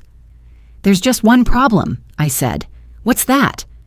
"I haven't actually committed any crimes. My business is legitimate. My investments are legal. My gifts to David were proper family financial planning. If I confess to crimes I didn't commit, I'm not just sacrificing my freedom, I'm validating their narrative that our family's success was built on corruption. So 25 years from now, when Marcus is a man trying to build his own career, he'll still be carrying the weight of our family's supposed criminal legacy. The Hartwells don't just want to destroy David and me, they want to destroy our entire family line." Jonathan nodded slowly. "She's right. A false confession might solve the immediate crisis, but it doesn't address the underlying problem." "Which is?" "The Hartwells believe they have the moral high ground because they think David destroyed an innocent man 25 years ago. They think they're delivering justice.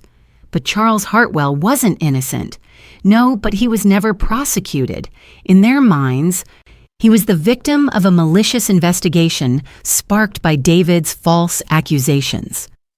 I stood up, my mind racing through possibilities. "Then we need to prove that Charles Hartwell was guilty of everything we said he was." 25 years after the fact? 25 years gives us an advantage, I realized. People who were afraid to talk back then might be willing to talk now. Documents that were classified might be available through Freedom of Information Act requests. Federal investigations that were sealed might be accessible. Sarah's eyes lit up with understanding. "You want to retry Charles Hartwell in the court of public opinion. I want to prove that David was a hero at 15, not a criminal.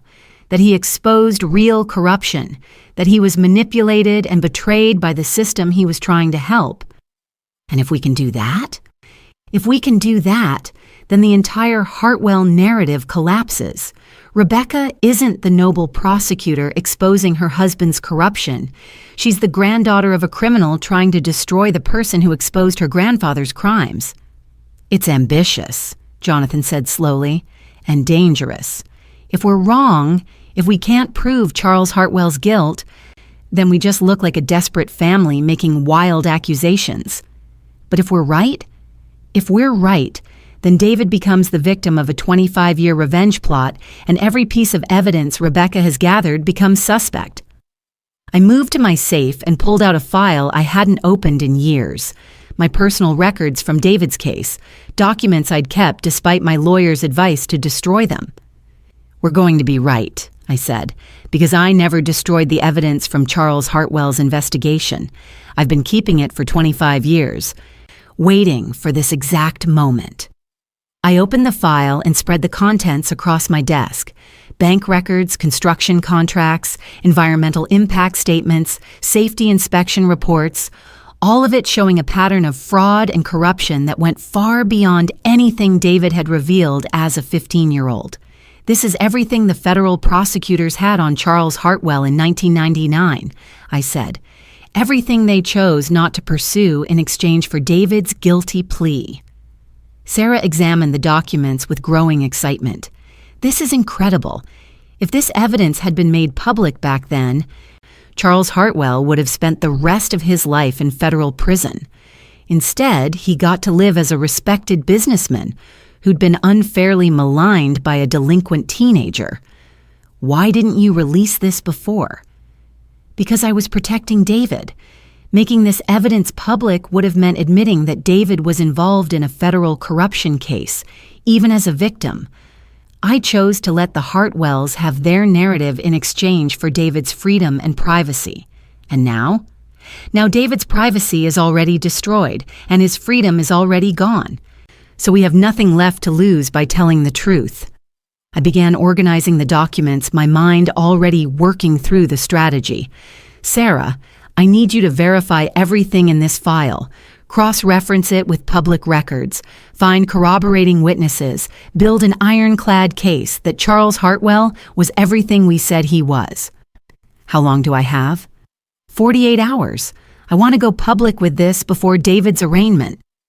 That's not much time. It's enough time to plant seeds of doubt, and once the story is out there, once reporters start asking questions about the Hartwell family's history, the whole narrative changes. I turned to Jonathan. I need you to prepare a motion to dismiss all charges against David based on prosecutorial misconduct. If we can prove Rebecca targeted him for personal reasons related to her grandfather's case, then everything she's done is fruit of the poisonous tree. And if Margaret Westbrook refuses to meet with you tomorrow, then we go nuclear, I said quietly. What's nuclear? I pulled out another file, this one much thicker than the first. 30 years of political contributions, campaign support, and personal relationships with federal judges, senators, and cabinet members. If the Justice Department wants to play politics with my family, then we're going to remind them that I've been playing politics a lot longer than they have. Vivian, Jonathan said carefully, you're talking about using political influence to interfere with a federal prosecution. I'm talking about using political influence to ensure that a federal prosecution is conducted fairly and ethically. There's a difference. Is there? I looked at him steadily. Ask me that again when your child is in federal custody on trumped-up charges. The truth was, I didn't know where the line was anymore between justice and revenge, between protecting my family and destroying my enemies. The Hartwells had erased that line when they decided to use the federal justice system as a weapon of personal vengeance. But I did know one thing. I would do whatever it took to save my son, even if it meant becoming the kind of person I'd spent my whole life trying not to be, even if it meant winning a war by burning down everything around us. Chapter 12. The Meeting. Margaret Westbrook's office overlooked the San Francisco Bay from the 34th floor of the federal building. At 55, she was elegant in that particularly ruthless way that successful prosecutors cultivate. Perfectly styled hair, expensive suit, cold eyes that missed nothing. She kept me waiting for exactly 15 minutes, which I recognized as a power play. When her assistant finally escorted me into her office, Westbrook was reviewing files at her desk, not bothering to look up. "Mrs. Price," she said without raising her eyes, "I'm surprised you requested this meeting. Most mothers in your situation prefer to work through their lawyers." "I'm not most mothers." She finally looked up, studying me with the kind of clinical assessment I recognized from my own business dealings. "No, I suppose you're not. $8 billion under management, political connections throughout the state, a reputation for getting what you want." She closed the file. "So what do you want from me?" "I want to know what it's going to take to end this persecution of my son." "Persecution?" Her eyebrows rose slightly. "Mrs. Price, your son is accused of federal crimes. The evidence against him is overwhelming. This isn't persecution. It's prosecution." The evidence against him was manufactured by Rebecca Hartwell as part of a 25-year revenge plot against our family. That's a serious accusation. It's a provable fact. I placed a folder on her desk. This contains documentation showing that Rebecca has been using voice modulation technology to impersonate David's ex-wife during phone calls, gathering information about our family's finances while David believed he was discussing legitimate child support matters. Westbrook opened the folder, scanning the contents with professional interest. Interesting theory. And do you have any actual proof? We have digital forensics experts analyzing the recordings. We have timestamps that don't match Rebecca's claimed timeline. We have financial records that prove every transaction David allegedly made illegally was actually a legitimate family gift, properly reported to the IRS. And yet your son was arrested trying to flee the country. My son was arrested at the San Francisco airport, returning from his honeymoon to face charges he knew nothing about. The narrative that he was fleeing is another fabrication. Westbrook leaned back in her chair, fingers steepled. You've certainly done your homework, Mrs. Price. But even if some of the evidence is questionable, there's still enough to proceed with prosecution. Is there? Or is there enough to justify your confirmation as a federal judge? Her expression hardened. Excuse me? This case is your ticket to the federal bench, a high-profile prosecution of a corrupt federal prosecutor with his own wife as the star witness. It's the kind of career-making case that appeals to politicians looking for tough-on-crime nominees. You're suggesting I'm pursuing this case for political reasons? I'm suggesting you're a smart, ambitious prosecutor who understands that justice and politics aren't mutually exclusive. I leaned forward, but I'm also suggesting that destroying an innocent man's life for career advancement isn't the kind of justice most federal judges want to be known for. What are you proposing? A deal. You quietly discover that the evidence against David is unreliable. The charges are dropped, David's reputation is restored, and you find another case to build your judicial nomination on. And in return, you get something much more valuable than a federal judgeship. She laughed. What could be more valuable than a lifetime appointment to the federal bench? I opened my briefcase and placed a second folder on her desk. How about not going to federal prison yourself? Her face went pale. What is that? Financial records showing $200,000 in speaking fees you received from the Hartwell Foundation, while you were overseeing investigations into companies that compete with Hartwell family interests. Email records showing coordination between you and Rebecca Hartwell, dating back 18 months before any alleged evidence against David existed. Documentation of your personal visits to the Hartwell family estate during the same period you were planning my son's prosecution. I watched as she opened the folder, her hands trembling slightly as she reviewed the evidence. This is all perfectly legal, she said, but her voice lacked conviction. Legal, maybe, but ethically questionable for a federal prosecutor. And when combined with evidence that you knowingly used fabricated evidence to prosecute an innocent man, I shrugged. Well, the public integrity section takes those kinds of allegations very seriously. You're blackmailing a federal prosecutor. I'm offering a federal prosecutor a chance to do the right thing before her own misconduct becomes public knowledge. Westbrook stared at me for a long moment, her political calculations visible in her expression. Then she picked up her phone. "Get me Rebecca Hartwell Montgomery," she said to her assistant. We sat in silence while we waited. When Rebecca arrived 10 minutes later, she looked every inch the grieving prosecutor wife.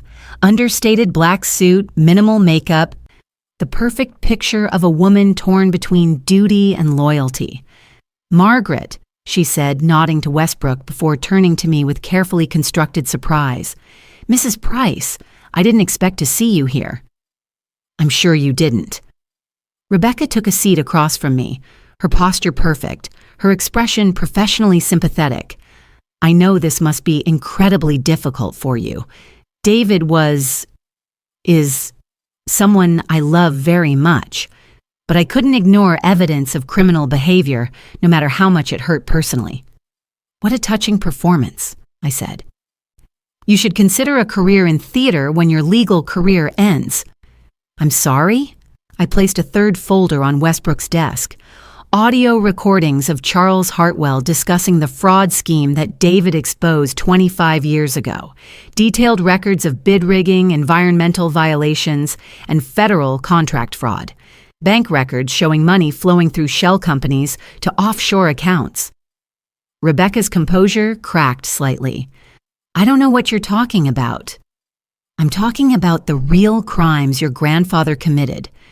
The ones that were covered up when David was coerced into pleading guilty to protect Charles Hartwell's reputation. My grandfather was an honest businessman who was falsely accused. Your grandfather was a criminal who manipulated a grieving 15-year-old into taking the blame for his crimes. I opened the folder, spreading documents across the desk, and these records prove it.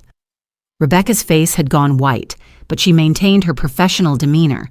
Even if that were true, which I'm not admitting, it has nothing to do with David's current criminal behavior.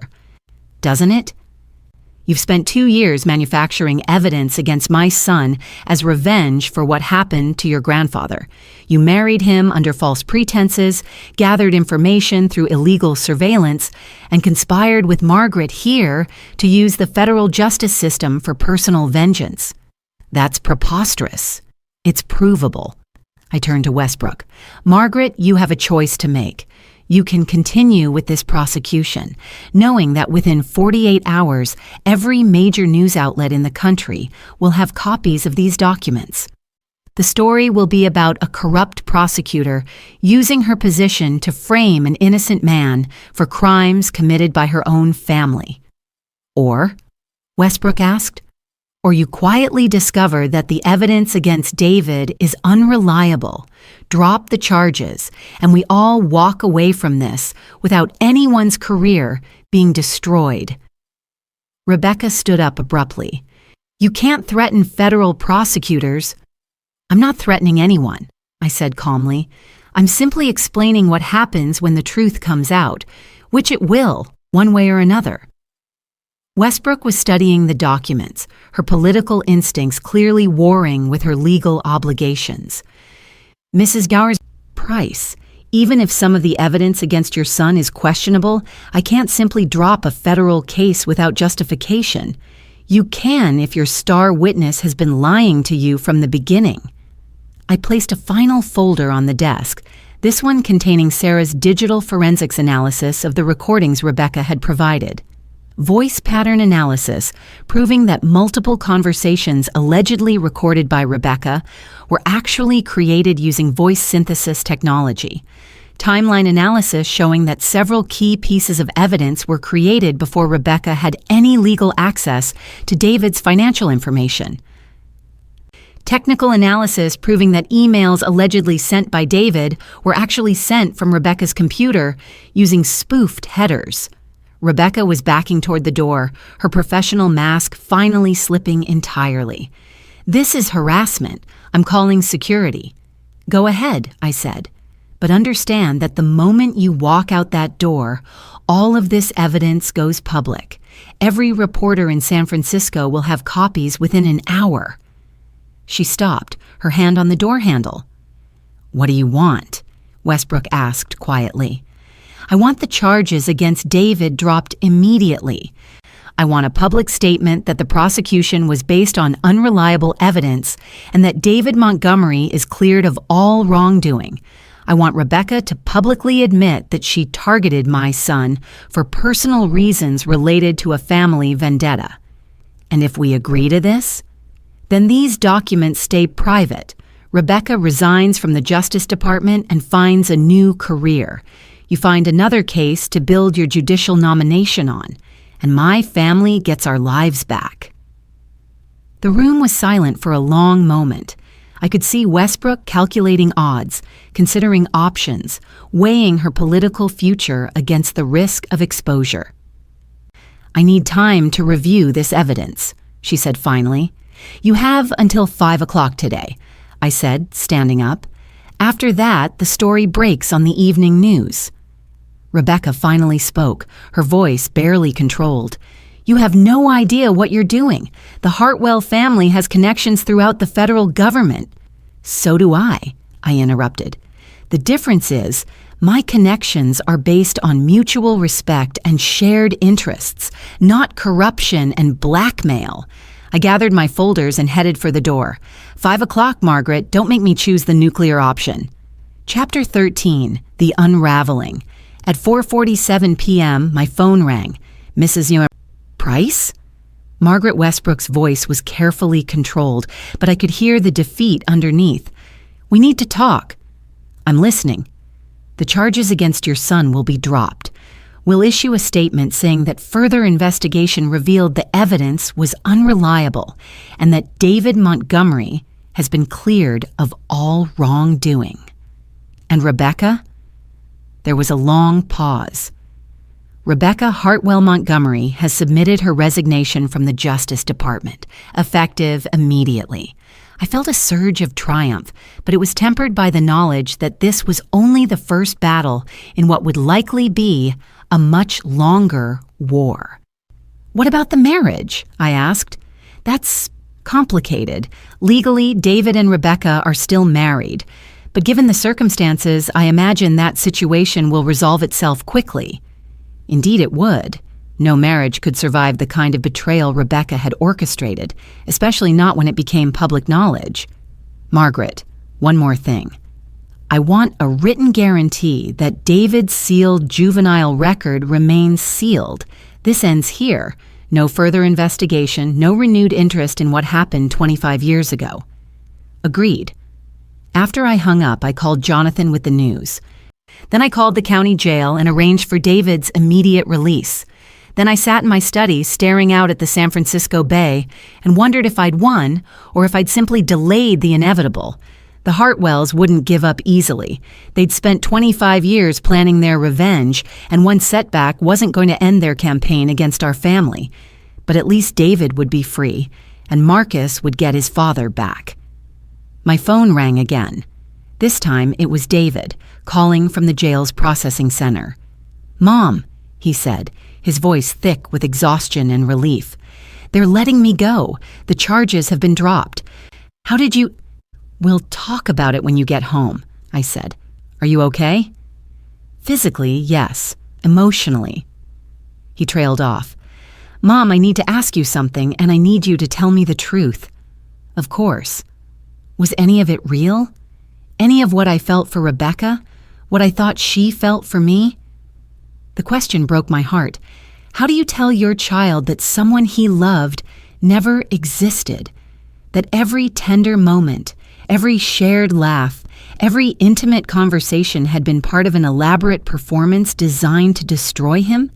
I don't know, I said honestly. Maybe there were moments when her feelings were genuine. But David, the woman you fell in love with was a carefully constructed character, designed to make you vulnerable. The real Rebecca Hartwell has spent her entire adult life planning to destroy our family. 25 years, he said quietly. She's held onto this grudge for 25 years over something that happened when I was a child. Not just her entire family. This has been a multi-generational campaign of revenge. And Marcus? What do I tell Marcus? That was the question I'd been dreading. How do you explain to an 8-year-old that his new stepmother, the woman he'd been so excited to have as part of the family, was actually their enemy? We tell him the truth in an age-appropriate way, I said. We tell him that sometimes adults make very bad choices based on old hurts, and that those choices can hurt innocent people. We tell him that his father is a good man who was targeted by people who wanted to cause our family pain. He's going to be so confused and hurt. He was actually starting to like Rebecca. Children are more resilient than we give them credit for, I said, though I wasn't sure I believed it. Marcus is strong and he has a family who loves him. We'll help him through this. When David arrived home 3 hours later, he looked like he'd aged 10 years in the past week. His expensive suit was wrinkled and stained, his face was hollow with exhaustion, and his eyes held the kind of pain that comes from having your entire world view shattered. But he was free. Marcus launched himself into his father's arms with the kind of desperate joy that children show when they've been genuinely frightened. "Daddy, Grandma said you were coming home." "I'm here, buddy," David said, holding his son tight. "I'm not going anywhere." "Are you still married to Rebecca?" David looked at me over Marcus's head, his expression asking for help with a question he didn't know how to answer. "That's complicated, sweetheart," I said, "but Rebecca won't be part of our family anymore." "Good," Marcus said with the brutal honesty of childhood. "I didn't like her very much anyway." Later, after Marcus had gone to bed and David had showered and changed into clean clothes, we sat in my study while Jonathan briefed him on everything that had happened during his imprisonment. "Let me get this straight," David said when Jonathan had finished. "Rebecca has been planning this for 2 years, using voice modulation technology to impersonate Carmen during phone calls, gathering evidence while I thought I was having routine conversations about Marcus's college fund." "That's right. And she married me specifically to gain access to our family's financial records and position herself as a witness against me?" "Yes. And her entire family has been planning revenge against us since I was 15 years old?" "Correct." David was quiet for a long moment, processing the scope of the betrayal. Then he looked up at me with an expression I'd never seen before, something cold and calculating that reminded me uncomfortably of myself. "What are we going to do about it?" he asked. The question surprised me. "What do you mean?" "I mean, they tried to destroy my life, traumatize my son, and send me to federal prison based on fabricated evidence. You've gotten me out of immediate danger, but they're not going to stop. The Hartwell family doesn't give up. We learned that 25 years ago." He was right, of course. Dropping the federal charges was just the beginning, not the end. The Hartwells would regroup, find new angles of attack, new ways to cause us pain. They had the patience and resources for a long campaign. "What are you suggesting?" I asked. "I'm suggesting we stop playing defense and start playing offense." David's voice was steady, but there was steel underneath. "We have evidence that Rebecca committed federal crimes: fraud, perjury, conspiracy, abuse of prosecutorial power. We have evidence that the entire Hartwell family has been corrupt for 3 generations. Maybe it's time we stopped protecting ourselves and started exposing them." "David." "No, Mom. They've cost me my marriage, my reputation, a week of my freedom. And God knows what kind of psychological damage to Marcus. They need to face consequences for what they've done." I studied my son's face, seeing something in his expression that hadn't been there before his arrest. The gentle, naive man who'd been manipulated by Rebecca was gone. In his place was someone harder, more calculating, someone who understood that sometimes you had to fight fire with fire. "What did you have in mind?" I asked. "I want to file criminal complaints against Rebecca for fraud, perjury, and abuse of power. I want to request a federal investigation into the Hartwell family's financial dealings. I want to make sure that every journalist in the country knows exactly what they did to us and why." "That's a dangerous game, David. The Hartwells have connections throughout the government. So do you. And unlike their connections, ours aren't based on corruption and blackmail." Jonathan cleared his throat. "There's another consideration. If you go public with this, David, you'll inevitably have to discuss what happened when you were 15. Your sealed juvenile record might remain technically sealed, but the facts will become public knowledge." "Let them," David said firmly. "I was a victim then, just like I'm a victim now. Maybe it's time people knew the truth about what the Hartwell family is capable of." I felt a surge of pride in my son, mixed with concern about the path he was choosing. This could get ugly very quickly. The Hartwells won't go quietly. Good. I'm tired of quiet. I'm tired of hiding. tired of pretending that staying silent will protect us.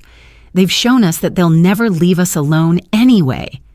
He stood up, pacing to the window where I'd stood so many times over the past week, looking out at the city lights while planning our family's survival. "Besides," he said, "there's something else to consider.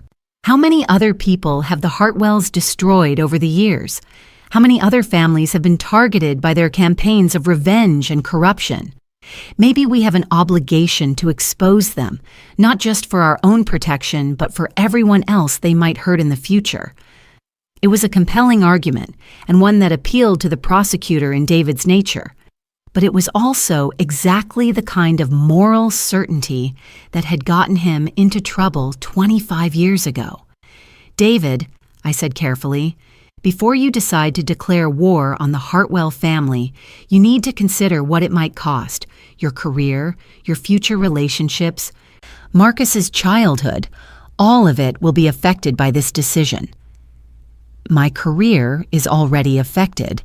Any future relationships will have to be built on truth instead of lies.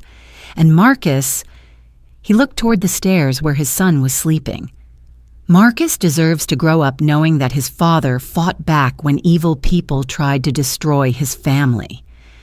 I exchanged a look with Jonathan, who shrugged as if to say, "It's his choice." And it was.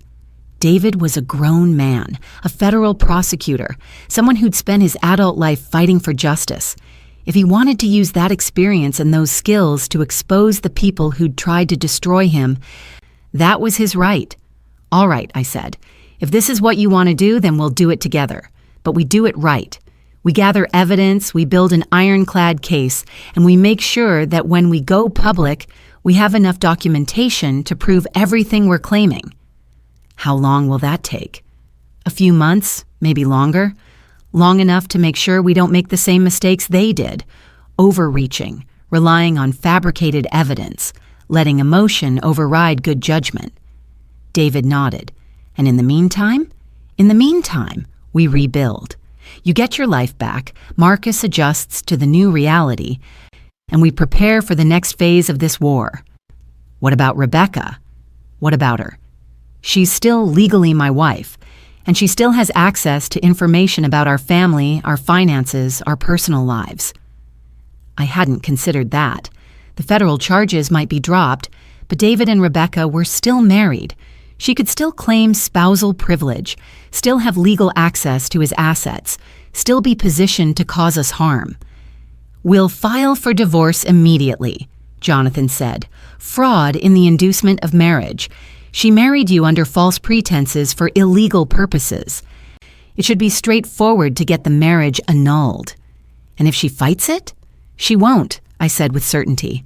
"Fighting the divorce would mean admitting that she married you for love, which would undermine her entire narrative about discovering your crimes after the wedding.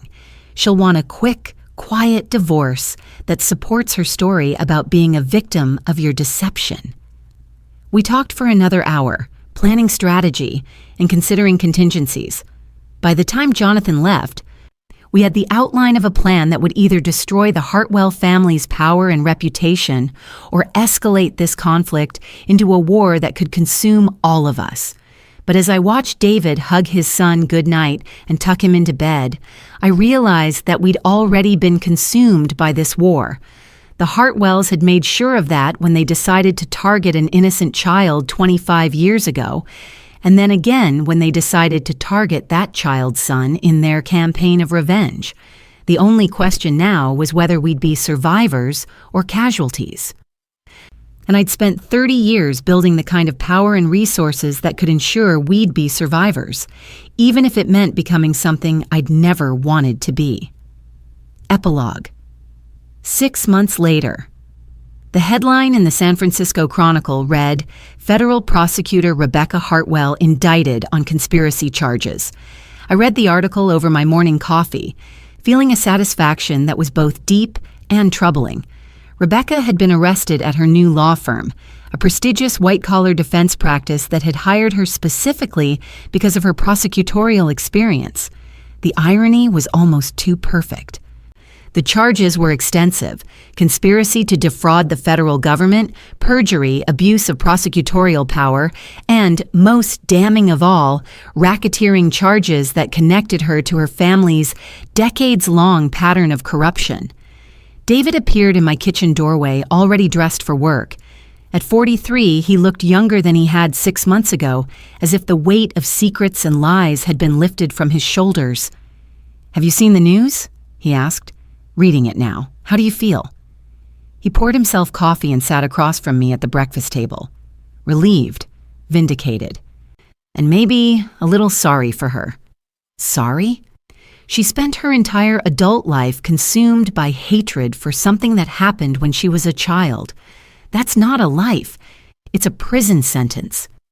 It was a generous assessment, more generous than I could manage. But then, David had always been the better person between us. Even after everything Rebecca had done to him, he could still find compassion for her. "The divorce is final next week," he continued, and the federal judge agreed to seal the proceedings. So Marcus won't have to deal with media coverage of his father's marriage falling apart. How is he handling all of this? Better than I expected. His therapist says children are remarkably adaptable, especially when they feel safe and supported. David smiled, and he's excited about the idea of being flower boy at Carmen's wedding next month. That had been an unexpected development. Carmen's relationship with her longtime partner had deepened during the crisis, and they'd decided to get married. Marcus would be part of a blended family that included 2 loving parents, an extended family who would never use him as a weapon against each other. "What about you?" I asked. "Any thoughts about dating again?" David laughed, but it was a sound with sharp edges. "Mom, I just discovered that my wife of 4 days had been planning my destruction for 2 years. I think I need some time to work on my ability to judge character before I trust anyone else with my heart." It was a fair point, but I hoped that someday when the wounds had healed and the memories had faded, David would be able to love again. This time, hopefully. Someone who deserved it. My phone buzzed with a text message. It was from Sarah Chen. "William Hartwell just announced he's not seeking re-election, citing health concerns and desire to spend time with family." I showed the message to David, who read it with grim satisfaction. "Health concerns," he said. "That's one way to describe it." Senator William Hartwell's health concerns were actually financial and legal concerns. The federal investigation into his family's business dealings had uncovered 20 years of questionable transactions, conflicts of interest, and influence peddling. He wasn't going to prison, he was too careful for that, but his political career was over. "Mom," David said, setting down his coffee cup, "I need to ask you something." "What? Do you think we became like them? In fighting the Hartwells, do you think we became the kind of people who use power and connections to destroy their enemies?" It was the question I'd been asking myself for months. The line between justice and revenge, between protecting our family and destroying our enemies, had blurred beyond recognition during our war with the Hartwells. "I don't know," I said honestly.